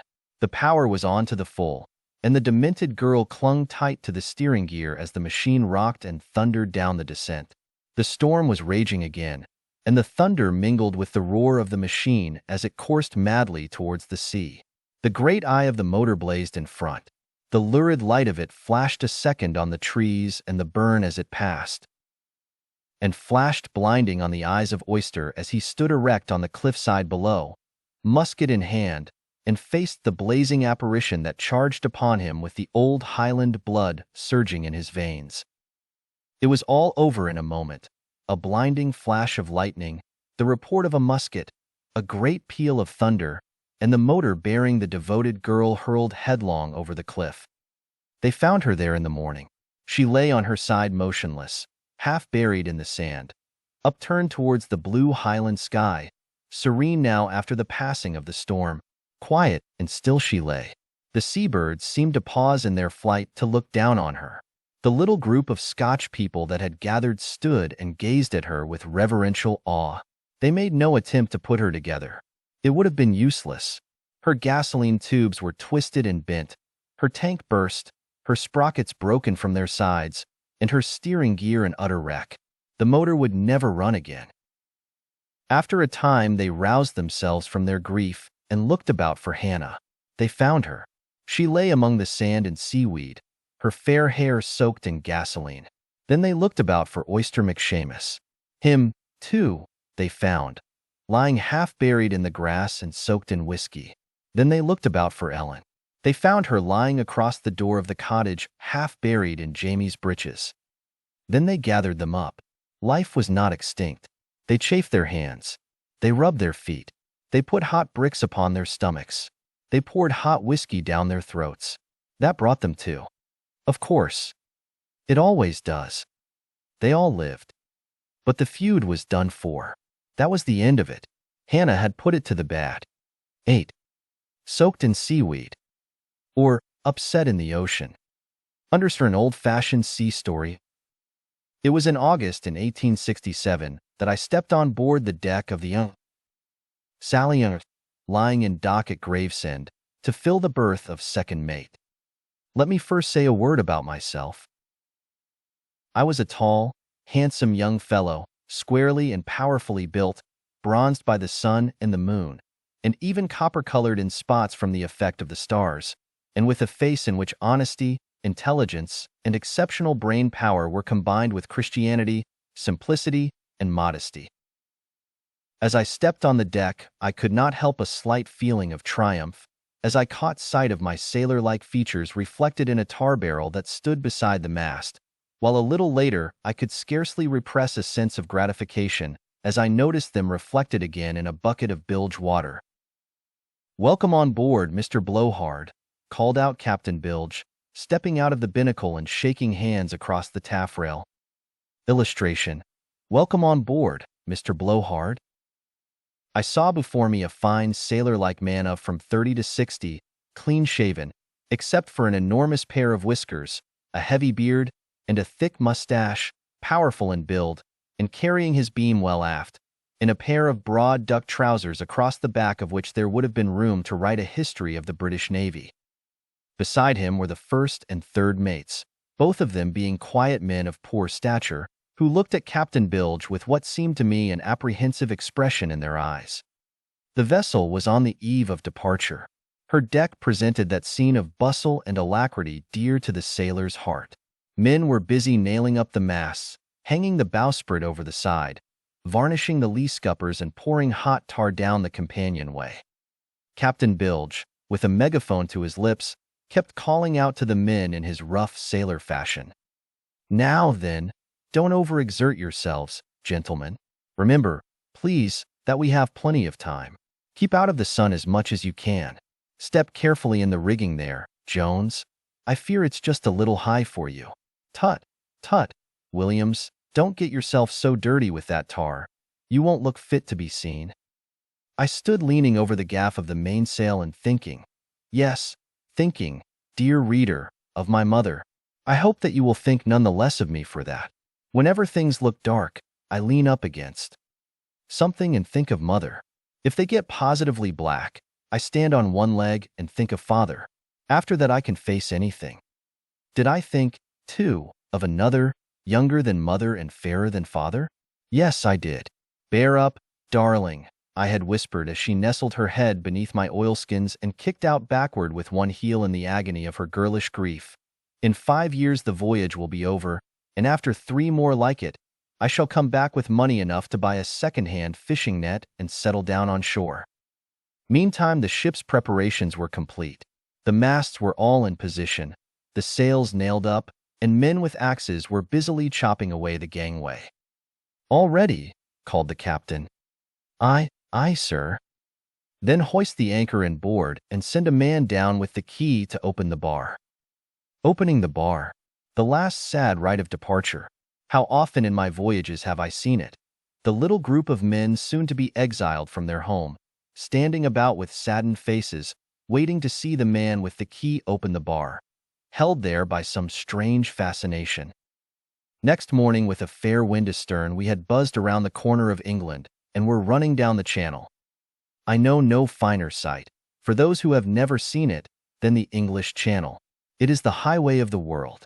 Ships of all nations are passing up and down, Dutch, Scotch, Venezuelan, and even American. Chinese junks rush to and fro. Warships, motor yachts, icebergs, and lumber rafts are everywhere. If I add to this fact that so thick a fog hangs over it that it is entirely hidden from sight, my readers can form some idea of the majesty of the scene. We had now been 3 days at sea. My first seasickness was wearing off, and I thought less of father. On the 3rd morning, Captain Bilge descended to my cabin. "Mr. Blowhard," he said, "I must ask you to stand double watches." "What is the matter?" I inquired. "The 2 other mates have fallen overboard," he said uneasily, and, avoiding my eye, I contented myself with saying, "Very good, sir," but I could not help thinking it a trifle odd that both the mates should have fallen overboard in the same night. Surely there was some mystery in this. 2 mornings later, the captain appeared at the breakfast table with the same shifting and uneasy look in his eye. "Anything wrong, sir?" I asked. "Yes," he answered, trying to appear at ease and twisting a fried egg to and fro between his fingers with such nervous force as almost to break it in 2. "I regret to say that we have lost the boatswain." "The boatswain?" I cried. "Yes," said Captain Bilge more quietly, "he is overboard. I blame myself for it, partly. It was early this morning. I was holding him up in my arms to look at an iceberg, and, quite accidentally I assure you, I dropped him overboard." "Captain Bilge," I asked, "have you taken any steps to recover him?" "Not as yet," he replied uneasily. I looked at him fixedly, but said nothing. 10 days passed. The mystery thickened. On Thursday, 2 men of the starboard watch were reported missing. On Friday, the carpenter's assistant disappeared. On the night of Saturday, a circumstance occurred which, slight as it was, gave me some clue as to what was happening. As I stood at the wheel about midnight, I saw the captain approach in the darkness carrying the cabin boy by the hind leg. The lad was a bright little fellow, whose merry disposition had already endeared him to me, and I watched with some interest to see what the captain would do to him. Arrived at the stern of the vessel, Captain Bilge looked cautiously around a moment and then dropped the boy into the sea. For a brief instant, the lad's head appeared in the phosphorus of the waves. The captain threw a boot at him, sighed deeply, and went below. Here then was the key to the mystery. The captain was throwing the crew overboard. Next morning we met at breakfast as usual. "Poor little Williams has fallen overboard," said the captain, seizing a strip of ship's bacon and tearing at it with his teeth as if he almost meant to eat it. "Captain," I said, greatly excited, stabbing at a ship's loaf in my agitation with such ferocity as almost to drive my knife into it, "you threw that boy overboard." "I did," said Captain Bilge, grown suddenly quiet. "I threw them all over and intend to throw the rest. Listen, Blowhard, you are young, ambitious, and trustworthy.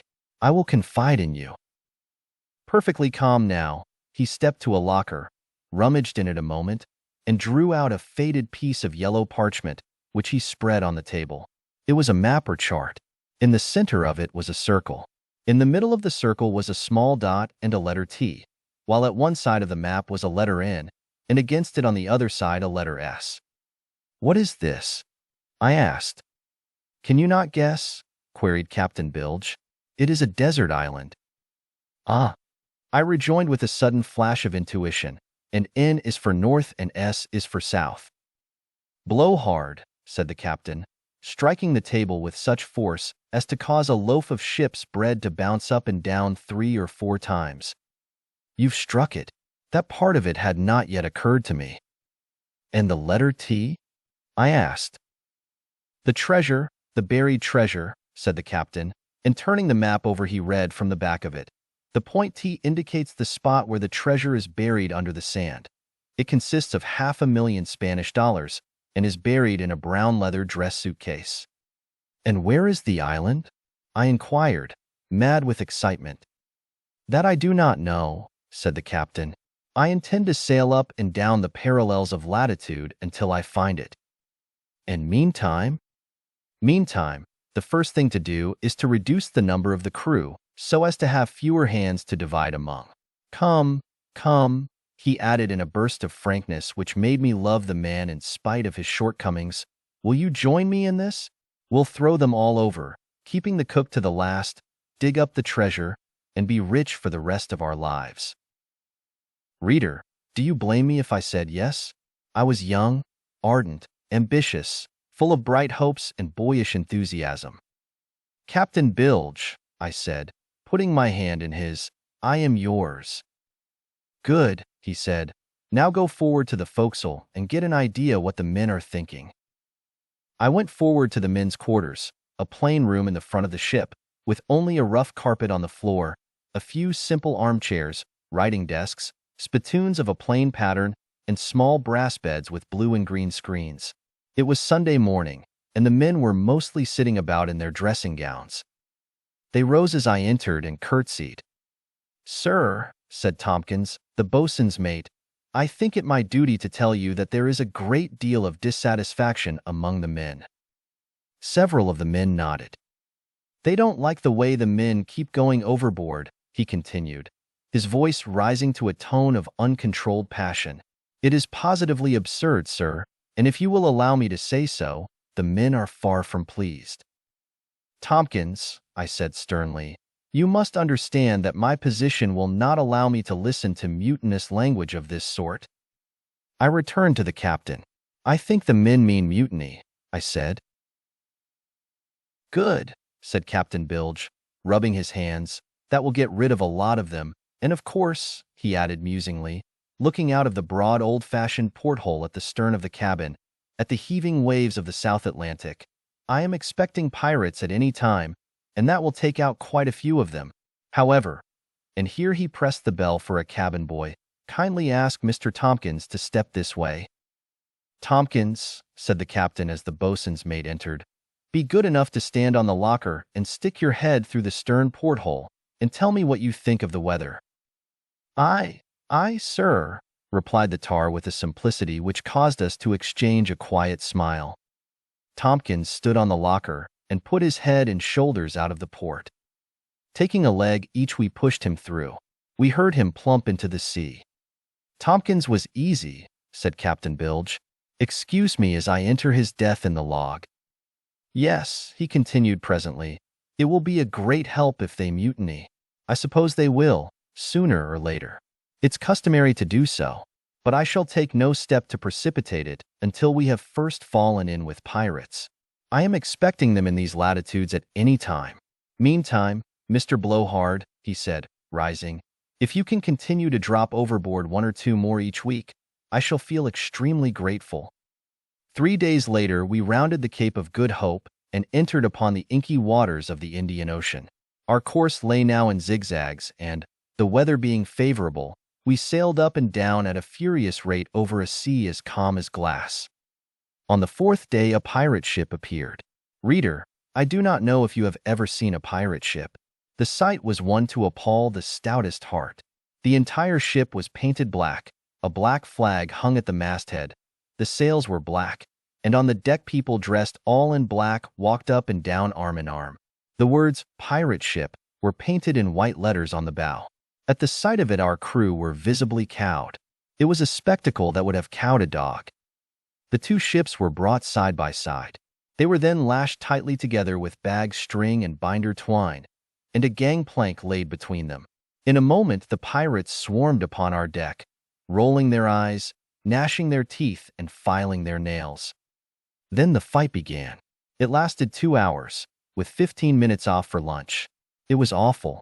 The men grappled with one another, kicked one another from behind, slapped one another across the face, and in many cases completely lost their temper and tried to bite one another.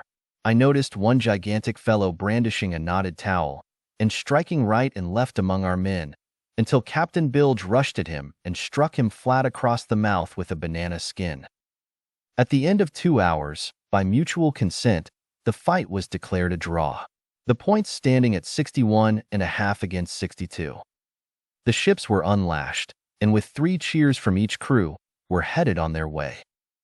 "Now then," said the captain to me aside, "let us see how many of the crew are sufficiently exhausted to be thrown overboard."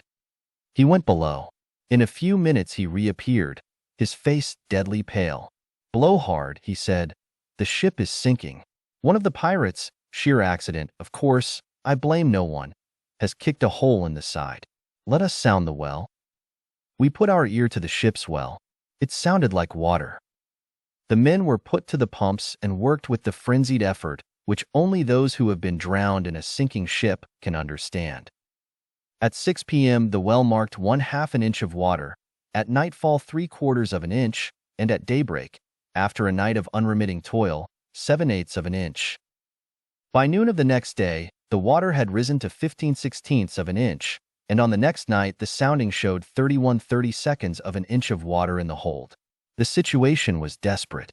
At this rate of increase few, if any, could tell where it would rise to in a few days. That night the captain called me to his cabin. He had a book of mathematical tables in front of him, and great sheets of vulgar fractions littered the floor on all sides. "The ship is bound to sink," he said. "In fact, blow hard, she is sinking. I can prove it. It may be 6 months, or it may take years, but if she goes on like this, sink she must. There is nothing for it but to abandon her."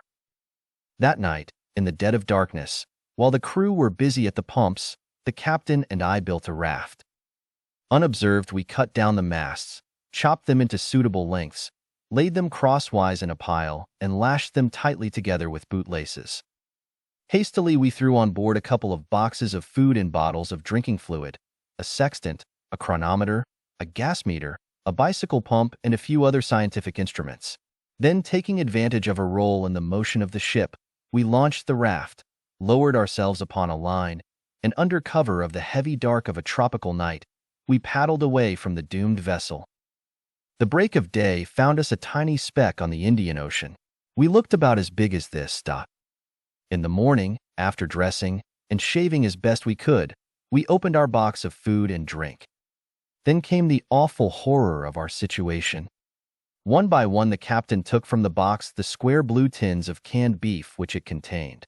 We counted 52 in all. Anxiously and with drawn faces we watched until the last can was lifted from the box. A single thought was in our minds. When the end came, the captain stood up on the raft with wild eyes staring at the sky. "The can opener!" he shrieked. "Just heaven, the can opener!" He fell prostrate. Meantime, with trembling hands, I opened the box of bottles. It contained lager beer bottles, each with a patent tin top. One by one I took them out. There were 52 in all. As I withdrew the last one and saw the empty box before me, I shrieked out, "The thing! The thing! Oh, merciful heaven! The thing you opened them with!" I fell prostrate upon the captain. We awoke to find ourselves still a mere speck upon the ocean. We felt even smaller than before. Over us was the burnished copper sky of the tropics. The heavy, leaden sea lapped the sides of the raft. All about us was a litter of corned beef cans and lager beer bottles. Our sufferings in the ensuing days were indescribable. We beat and thumped at the cans with our fists. Even at the risk of spoiling the tins forever, we hammered them fiercely against the raft. We stamped on them, bit at them, and swore at them. We pulled and clawed at the bottles with our hands, and chipped and knocked them against the cans, regardless even of breaking the glass and ruining the bottles. It was futile. Then day after day we sat in moody silence, gnawed with hunger, with nothing to read, nothing to smoke, and practically nothing to talk about.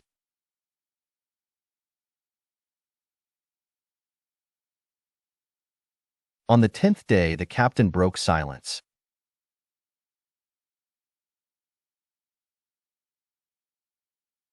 "Get ready the lots, blow hard," he said.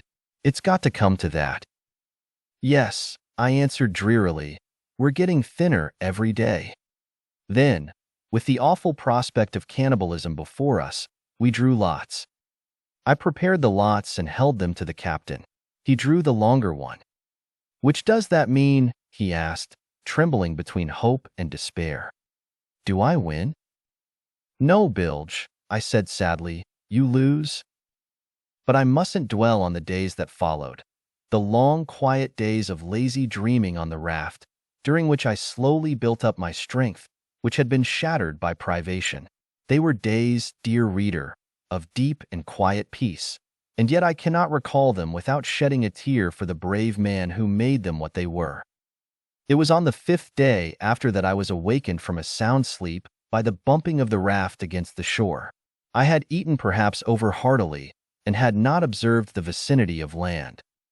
Before me was an island, the circular shape of which, with its low, sandy shore, recalled at once its identity. "The treasure island," I cried. "At last I am rewarded for all my heroism." In a fever of haste I rushed to the center of the island. What was the sight that confronted me? A great hollow scooped in the sand, an empty dress suit case lying beside it, and on a ship's plank driven deep into the sand, the legend, Isali, October, 1867.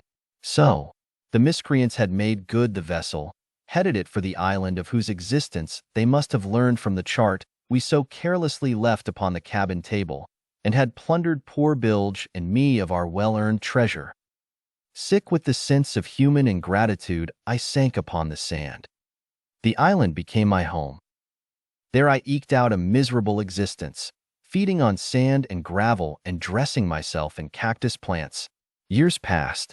Eating sand and mud slowly undermined my robust constitution. I fell ill. I died. I buried myself. Would that others who write sea stories would do as much. 9.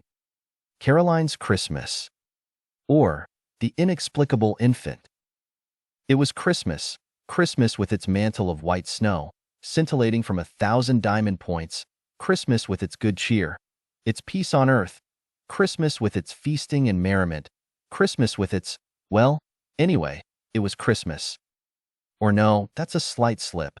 It wasn't exactly Christmas, it was Christmas Eve. Christmas Eve with its mantle of white snow lying beneath the calm moonlight, and, in fact, with practically the above list of accompanying circumstances with a few obvious emendations. Yes, it was Christmas Eve. And more than that. Listen to underscore where underscore was Christmas. It was Christmas Eve on the old homestead.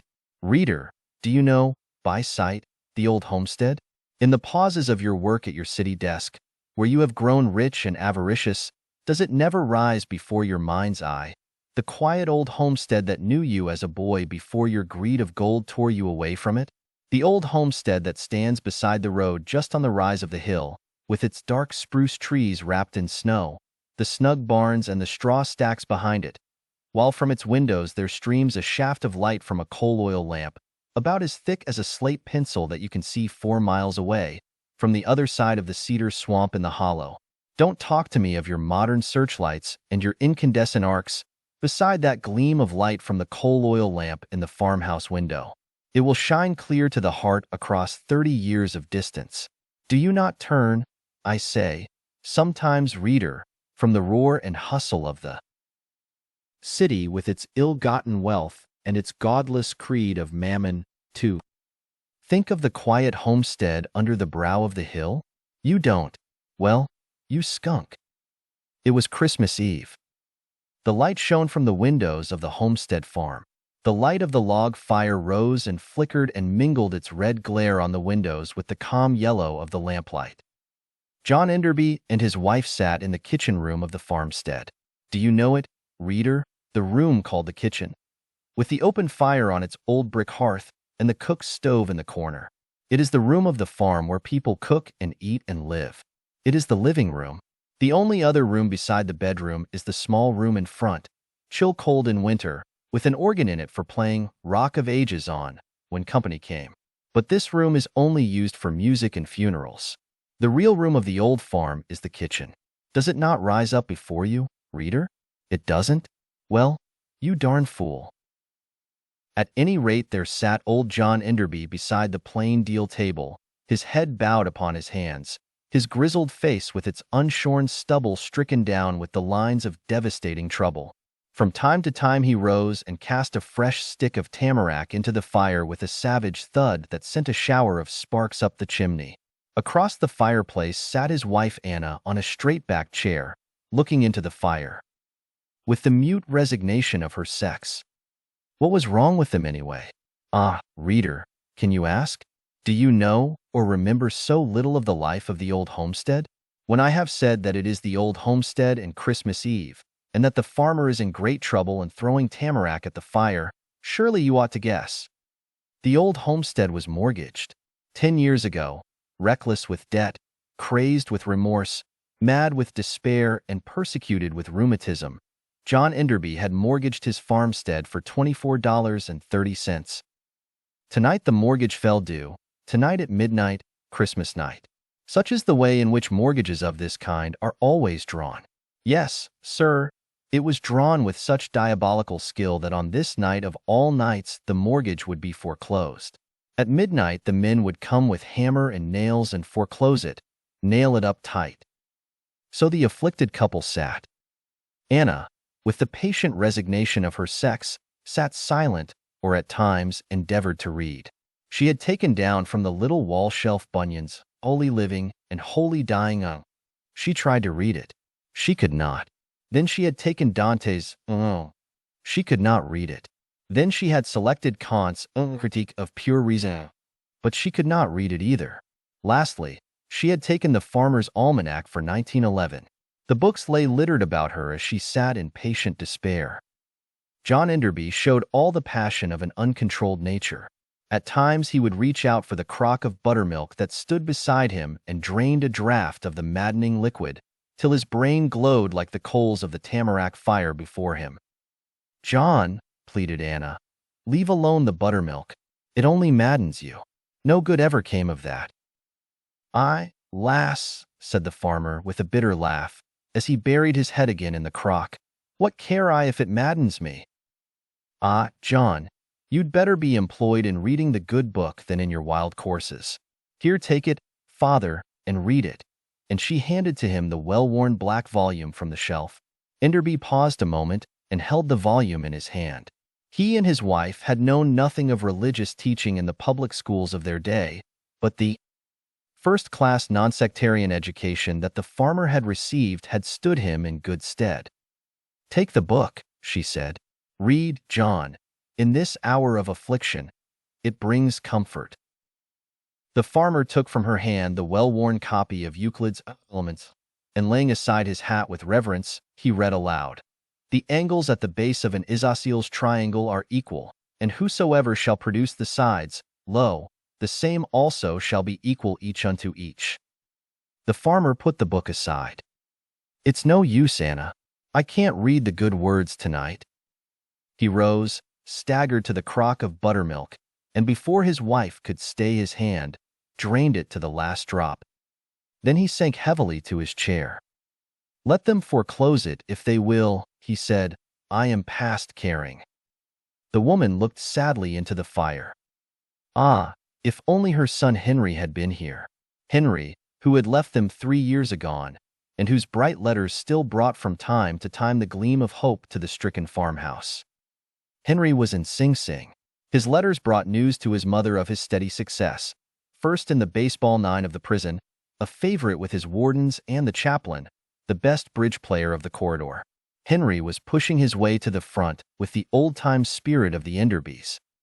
His mother had hoped that he might have been with her at Christmas, but Henry had written that it was practically impossible for him to leave Sing Sing. He could not see his way out.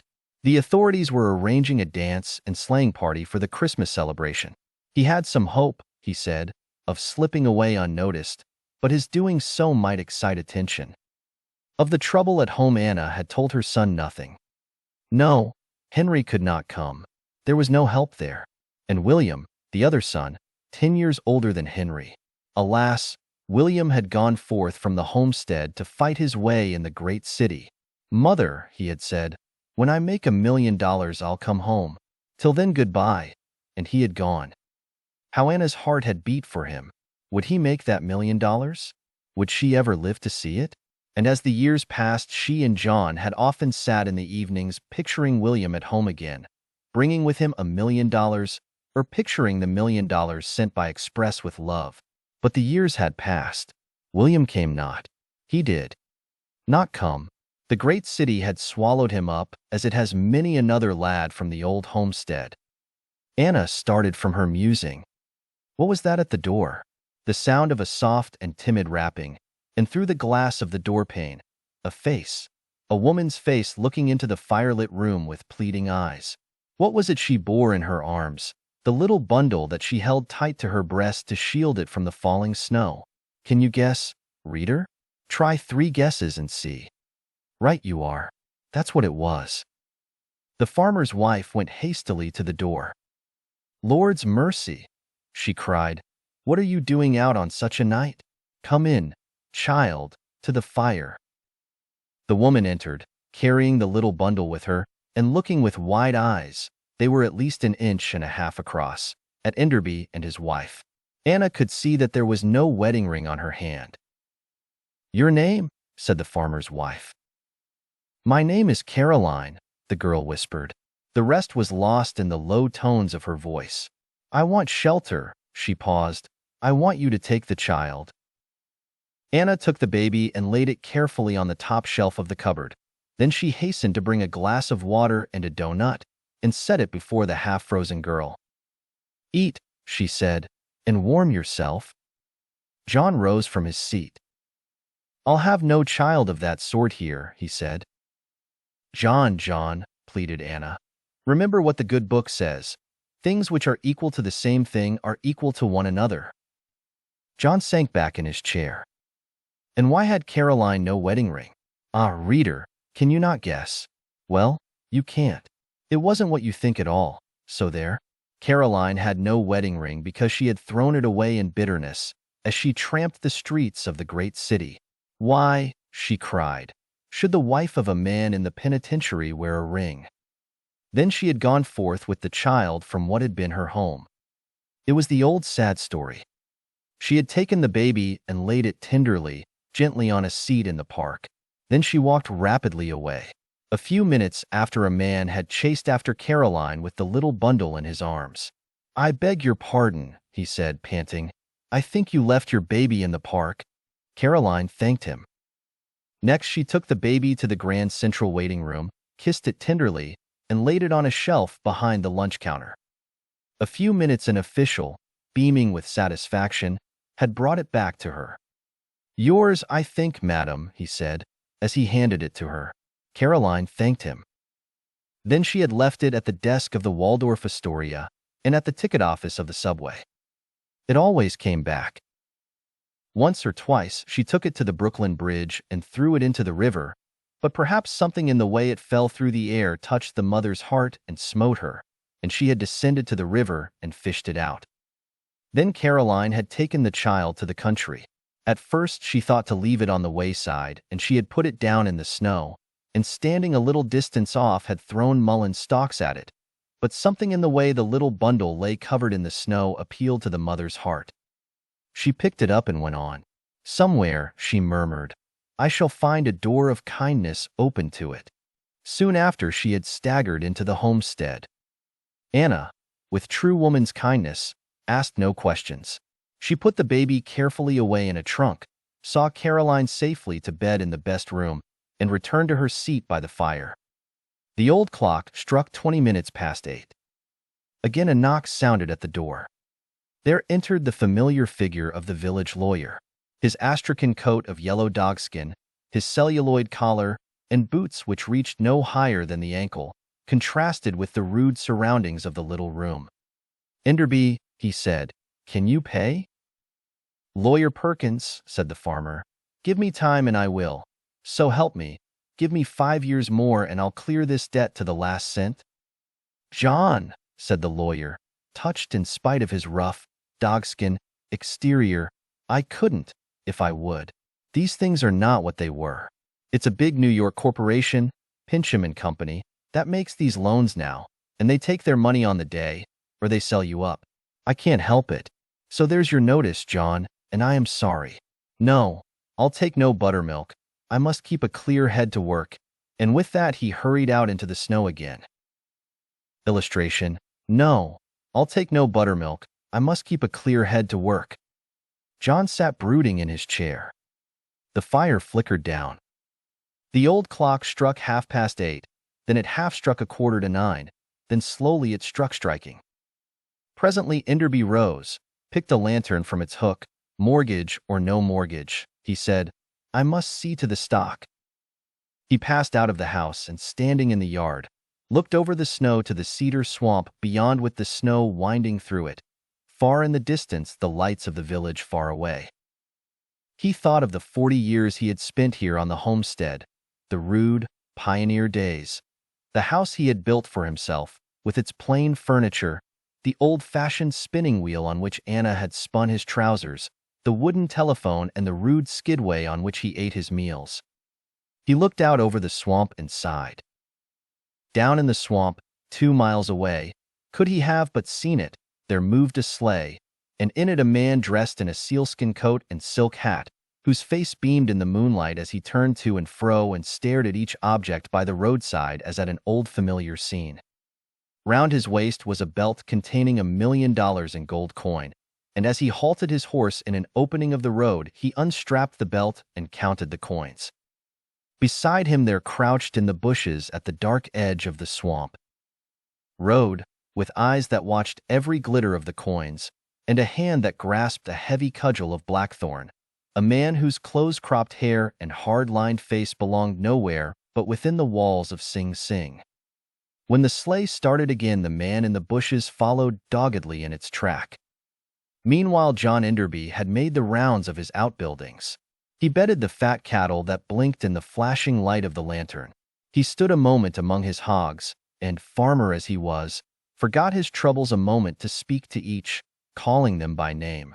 It smote him to think how at times he had been tempted to sell one of the hogs, or even to sell the cattle to clear the mortgage off the place. Thank God, however, he had put that temptation behind him. As he reached the house, a sleigh was standing on the roadway. Anna met him at the door. "John," she said, "there was a stranger came while you were in the barn, and wanted a lodging for the night. A city man, I reckon, by his clothes. I hated to refuse him, and I put him in Willie's room. We'll never want it again, and he's gone to sleep." We can't refuse." John Enderby took out the horse to the barn, and then returned to his vigil with Anna beside the fire. The fumes of the buttermilk had died out of his brain. He was thinking, as he sat there, of midnight and what it would bring. In the room above, the man in the sealskin coat had thrown himself down, clothes and all, upon the bed, tired with his drive. "How it all comes back to me," he muttered as he fell asleep. "The same old room, nothing changed except them. How worn they look," and a tear started to his eyes. He thought of his leaving his home 15 years ago, of his struggle in the great city, of the great idea he had conceived of making money, and of the farm investment company he had instituted, the simple system of applying the crushing power of capital to exact the uttermost penny from the farm loans. And now here he was back again, true to his word, with $1 million in his belt. Tomorrow, he had murmured, "I will tell them. It will be Christmas." Then William, yes, reader, it was William, see line 503 above, had fallen asleep. The hours passed and kept passing. It was 11:30. Then suddenly Anna started from her place. "Henry!" she cried as the door opened and a man entered. He advanced gladly to meet her, and in a moment mother and son were folded in a close embrace. It was Henry, the man from Sing Sing. True to his word, he had slipped away unostentatiously at the height of the festivities. "Alas, Henry," said the mother after the warmth of the first greetings had passed, "you come at an unlucky hour." They told him of the mortgage on the farm and the ruin of his home. "Yes," said Anna, "not even a bed to offer you," and she spoke of the strangers who had arrived, of the stricken woman and the child, and the rich man in the sealskin coat who had asked for a night's shelter. Henry listened intently while they told him of the man, and a sudden light of intelligence flashed into his eye. "By heaven, father, I have it," he cried. Then, dropping his voice, he said, "Speak low, father. This man upstairs, he had a sealskin coat and silk hat?" "Yes," said the father. "Father," said Henry, "I saw a man sitting in a sleigh in the cedar swamp. He had money in his hand, and he counted it and chuckled, $5 gold pieces, in all, $1,125,465.25.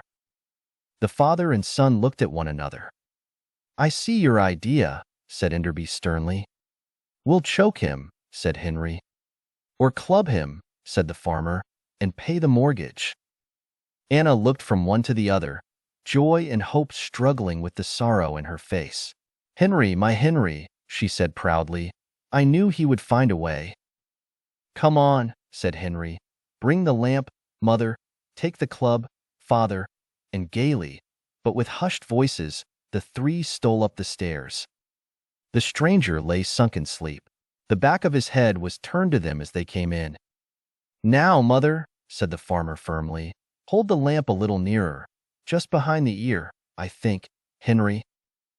"No," said Henry, rolling back his sleeve and speaking with the quick authority that sat well upon him. "Across the jaw, father, it's quicker. And neater." "Well, well," said the farmer, smiling proudly, "have your own way, lad. You know best." Henry raised the club. But as he did so, stay, what was that? Far away behind the cedar swamp, the deep booming of the bell of the village church began to strike out midnight. 1, 2, 3. Its tones came clear across the crisp air. Almost at the same moment, the clock below began with deep strokes to mark the midnight hour. From the farmyard chicken coop a rooster began to crow 12 times, while the loud lowing of the cattle and the soft cooing of the hogs seemed to usher in the morning of Christmas with its message of peace and goodwill. The club fell from Henry's hand and rattled on the floor. The sleeper woke and sat up. "Father, mother," he cried. My son," sobbed the father. "We had guessed it was you. We had come to wake you." "Yes, it is I," said William, smiling to his parents, "and I have brought the $1,000,000. Here it is." And with that he unstrapped the belt from his waist and laid $1,000,000 on the table. "Thank heaven!" cried Anna. "Our troubles are at an end. This money will help clear the mortgage, and the greed of Pincham and Company cannot harm us now." "The farm was mortgaged," said William, aghast. "Aye," said the farmer, "mortgaged to men who have no conscience, whose greedy hand has nearly brought us to the grave. See how she is aged, my boy." And he pointed to Anna. "Father," said William, in deep tones of contrition, "I am Pincham and Company. Heaven help me. I see it now. I see at what expense of suffering my fortune was made. I will restore it all, these $1,000,000, to those I have wronged." "No," said his mother softly. "You repent, dear son, with true Christian repentance. That is enough. You may keep the money. We will look upon it as a trust, a sacred trust, and every time we spend $1 of it on ourselves, we will think of it as a trust." "Yes," said the farmer softly, "your mother is right. The money is a trust, and we will restock the farm with it, buy out the Joneses' property, and regard the whole thing as a trust." At this moment the door of the room opened. A woman's form appeared. It was Caroline, robed in one of Anna's directoire nightgowns. "I heard your voices," she said, and then, as she caught sight of Henry, she gave a great cry. "My husband! My wife!" said Henry, and folded her to his heart. "You have left Sing Sing," cried Caroline with joy. "Yes, Caroline," said Henry. "I shall never go back." Gaily the reunited family descended. Anna carried the lamp, Henry carried the club, William carried the $1,000,000. The tamarack fire roared again upon the hearth. The buttermilk circulated from hand to hand. William and Henry told and retold the story of their adventures. The first streak of the Christmas morn fell through the doorpane. "Ah, my sons," said John Enderby, "henceforth let us stick to the narrow path. What is it that the good book says? A straight line is that which lies evenly between its extreme points." 10. The Man in Asbestos. An allegory of the future. To begin with, let me admit that I did it on purpose. Perhaps it was partly from jealousy. It seemed unfair that other writers should be able at will to drop into a sleep of 400 or 500 years and to plunge headfirst into a distant future and be a witness of its marvels. I wanted to do that too. I always had been, I still am, a passionate student of social problems. The world of today, with its roaring machinery, the unceasing toil of its working classes, its strife, its poverty, its war, its cruelty, appalls me as I look at it. I love to think of the time that must come. Some day when man will have conquered nature, and the toil-worn human race enter upon an era of peace. I love to think of it, and I long to see it. So I set about the thing deliberately.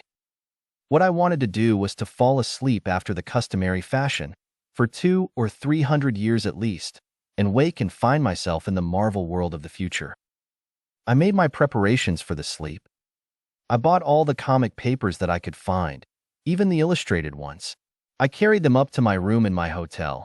With them I brought up a pork pie and dozens of donuts. I ate the pie and the donuts, then sat back in the bed and read the comic papers one after the other. Finally, as I felt the awful lethargy stealing upon me, I reached out my hand for the Weekly Times and held up the editorial page before my eye. It was, in a way, clear, straight suicide, but I did it. I could feel my senses leaving me. In the room across the hall there was a man singing. His voice, that had been loud, came fainter and fainter through the transom.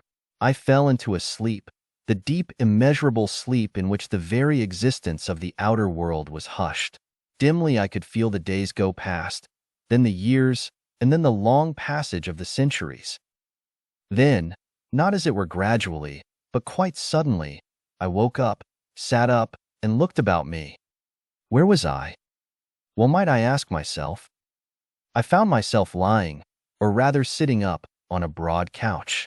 I was in a great room, dim, gloomy, and dilapidated in its general appearance, and apparently, from its glass cases and the stuffed figures that they contained, some kind of museum. Beside me sat a man. His face was hairless, but neither old nor young. He wore clothes that looked like the gray ashes of paper that had burned and kept its shape. He was looking at me quietly, but with no particular surprise or interest. "Quick," I said, eager to begin. "Where am I? Who are you? What year is this? Is it the year 3000, or what is it?" He drew in his breath with a look of annoyance on his face. "What a queer, excited way you have of speaking," he said. "Tell me," I said again, "is this the year 3000? "I think I know what you mean," he said, "but really I haven't the faintest idea. I should think it must be at least that, within 100 years or so. But nobody has kept track of them for so long, it's hard to say." "Don't you keep track of them anymore?" I gasped. "We used to," said the man. "I myself can remember that a century or two ago there were still a number of people who used to try to keep track of the year, but it died out along with so many other faddish things of that kind. Why?" he continued, showing for the first time a sort of animation in his talk. "What was the use of it? You see, after we eliminated death—" "Eliminated death," I cried, sitting upright. "Good God!" "What was that expression you used?" queried the man. "Good God," I repeated. "Ah," he said, Never heard it before. But I was saying that after we had eliminated death and food and change, we had practically got rid of events and— Stop, I said, my brain reeling. Tell me one thing at a time. Humph, he ejaculated. I see, you must have been asleep a long time. Go on then and ask questions. Only, if you don't mind, just as few as possible, and please don't get interested or excited. Oddly enough, the first question that sprang to my lips was, "What are those clothes made of?" Asbestos, answered the man. They last hundreds of years. We have one suit each, and there are billions of them piled up if anybody wants a new one. Thank you, I answered.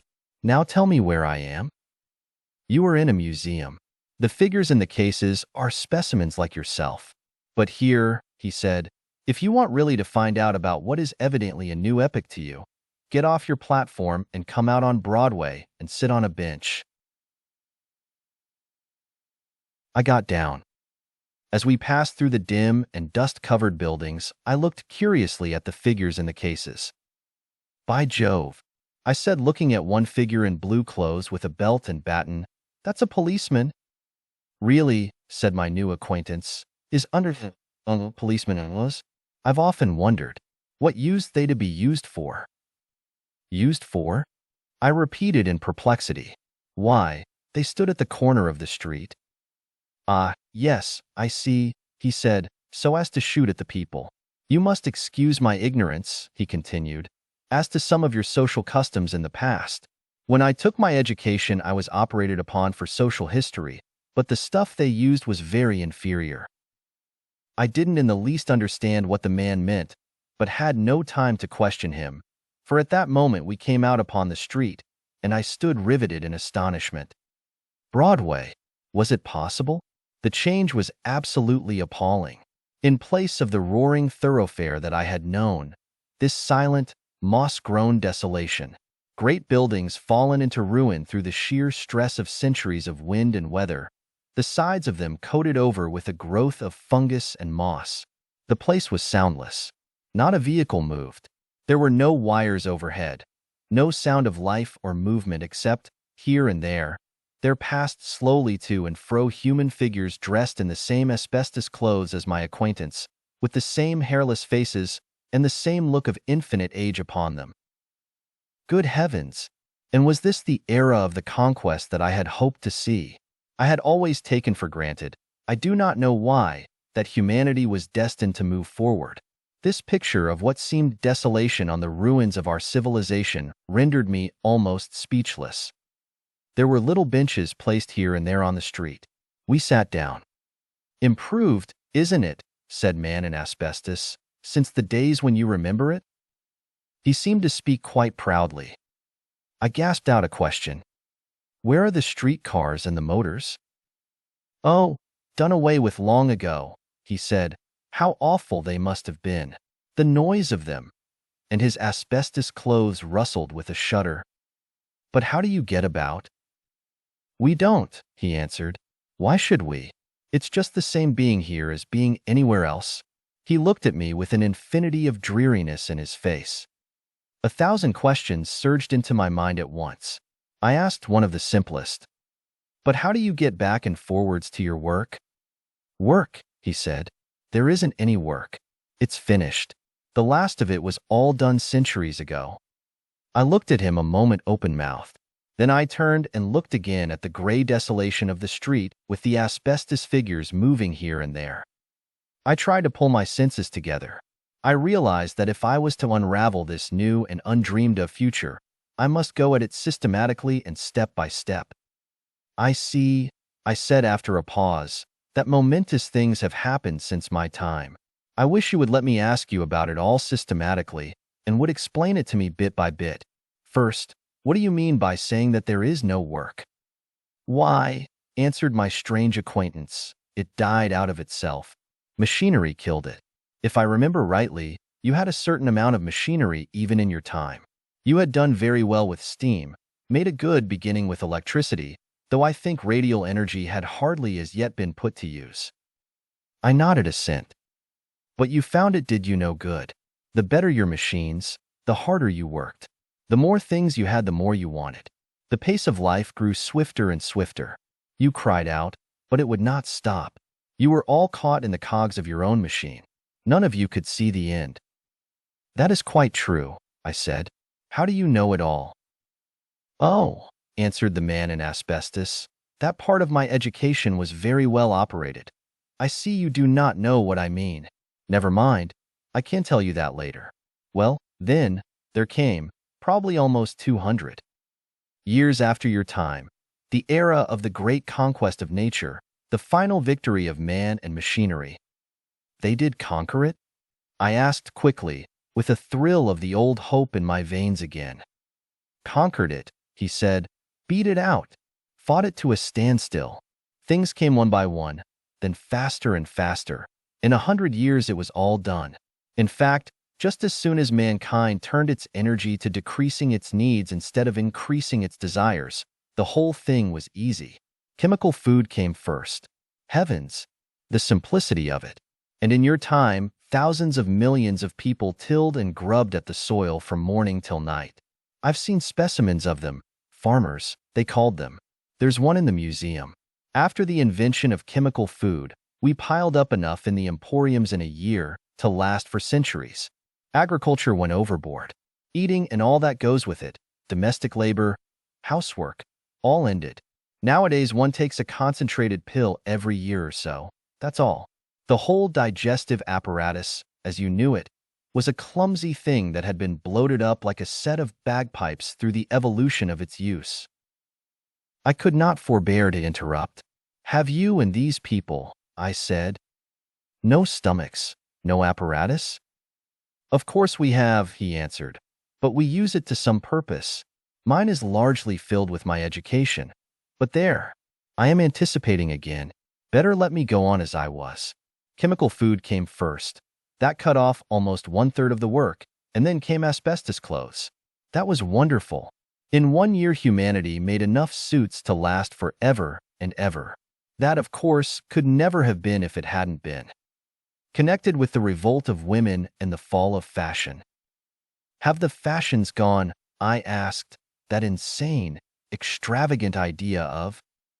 I was about to launch into one of my old-time harangues about the sheer vanity of decorative dress, when my eye rested on the moving figures in asbestos, and I stopped. All gone, said the man in asbestos. Then next to that we killed, or practically killed, the changes of climate. I don't think that in your day you properly understood how much of your work was due to the shifts of what you called the weather. It meant the need of all kinds of special clothes and houses and shelters, a wilderness of work. How dreadful it must have been in your day, wind and storms, great wet masses. What did you call them? Clouds, flying through the air, the ocean full of salt, was it not? Tossed and torn by the wind. Snow thrown all over everything, hail, rain. How awful. Sometimes, I said, it was very beautiful. But how did you alter it? Killed the weather, answered the man in asbestos. Simple as anything. Turned its forces loose one against the other. Altered the composition of the sea so that the top became all more or less gelatinous. I really can't explain it, as it is an operation that I never took at school, but it made the sky gray, as you see it, and the sea gum-colored, the weather all the same.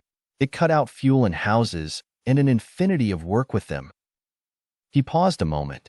I began to realize something of the course of evolution that had happened. So, I said, the conquest of nature meant that presently there was no more work to do? Exactly, he said, nothing left. Food enough for all? Too much, he answered. Houses and clothes?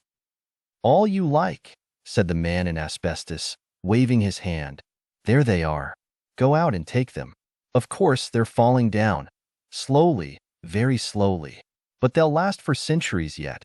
Nobody need bother. Then I realized, I think for the first time, just what work had meant in the old life, and how much of the texture of life itself had been bound up in the keen effort of it. Presently my eyes looked upward. Dangling at the top of a moss-grown building I saw what seemed to be the remains of telephone wires. What became of all that? I said, the telegraph and the telephone and all the system of communication. Ah, said the man in asbestos, that was what a telephone meant, was it? I knew that it had been suppressed centuries ago. Just what was it for? Why, I said with enthusiasm, by means of the telephone we could talk to anybody, call up anybody, and talk at any distance. And anybody could call you up at any time and talk? Said the man in asbestos, with something like horror. How awful! What a dreadful age yours was, to be sure. No, the telephone and all the rest of it, all the transportation and intercommunication was cut out and forbidden. There was no sense in it. You see, he added, what you don't realize is that people after your day became gradually more and more reasonable. Take the railroad, what good was that? It brought into every town a lot of people from every other town. Who wanted them? Nobody. When work stopped and commerce ended, and food was needless, and the weather killed, it was foolish to move about. So it was all terminated. Anyway, he said, with a quick look of apprehension and a change in his voice, it was dangerous. So, I said, dangerous. You still have danger? Why, yes, he said, there's always the danger of getting broken. What do you mean? I asked. Why, said the man in asbestos, I suppose it's what you would call being dead. Of course, in one sense there's been no death for centuries past. We cut that out. Disease and death were simply a matter of germs. We found them one by one. I think that even in your day you had found one or two of the easier, the bigger ones. I nodded. Yes, you had found diphtheria and typhoid, and, if I am right, there were some outstanding, like scarlet fever and smallpox, that you called ultramicroscopic, and which you were still hunting for, and others that you didn't even suspect. Well, we hunted them down one by one and destroyed them. Strange that it never occurred to any of you that old age was only a germ. It turned out to be quite a simple one, but it was so distributed in its action that you never even thought of it. And you mean to say, I ejaculated in amazement, looking at the man in asbestos, that nowadays you live forever? I wish, he said, that you hadn't that peculiar, excitable way of talking. You speak as if everything undermattered so tremendously. Yes, he continued, we live forever, unless, of course, we get broken. That happens sometimes. I mean that we may fall over a high place or bump on something and snap ourselves. You see, we're just a little brittle still, some remnant, I suppose, of the old age germ, and we have to be careful. In fact, he continued, I don't mind saying that accidents of this sort were the most distressing feature of our civilization till we took steps to cut out all accidents. We forbid all streetcars, street traffic, aeroplanes, and so on. The risks of your time, he said, with a shiver of his asbestos clothes, must have been awful.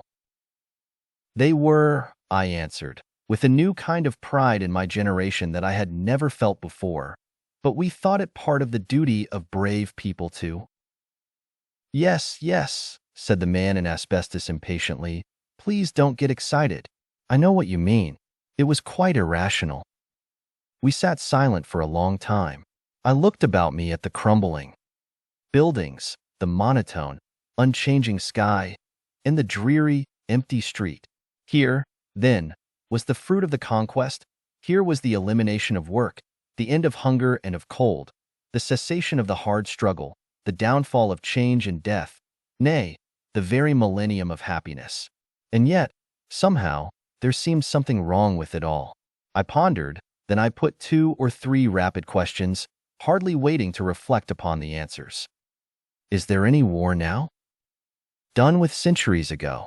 They took to settling international disputes with a slot machine. After that, all foreign dealings were given up. Why have them? Everybody thinks foreigners awful.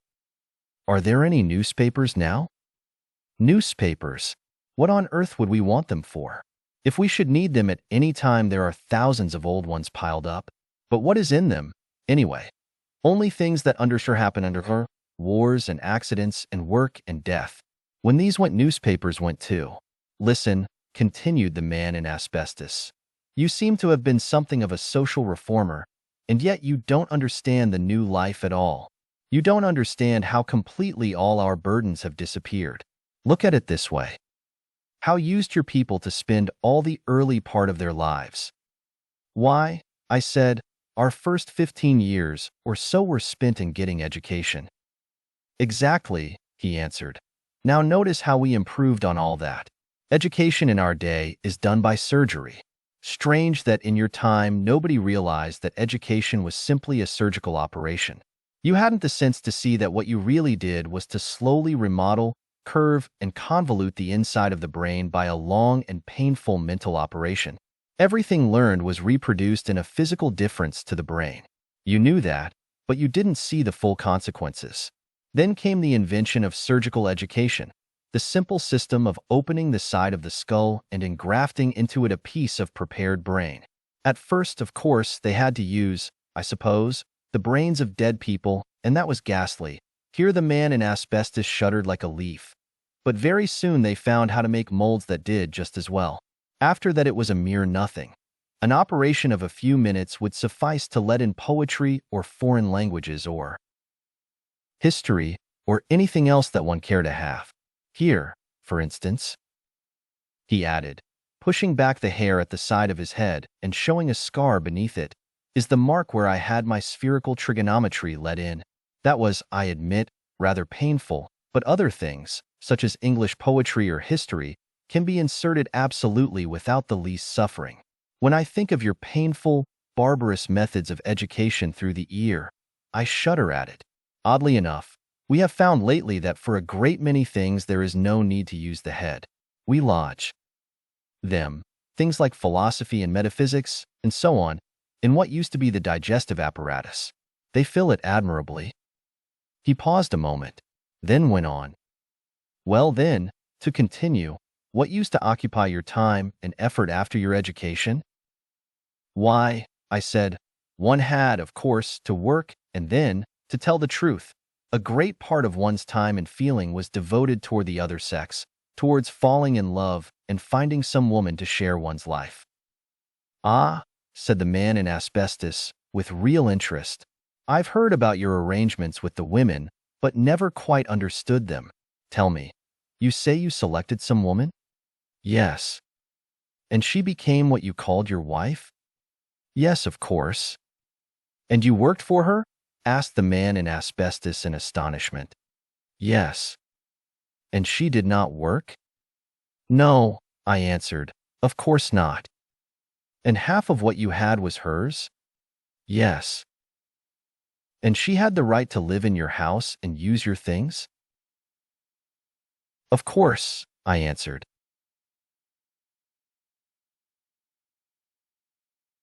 How dreadful, said the man in asbestos.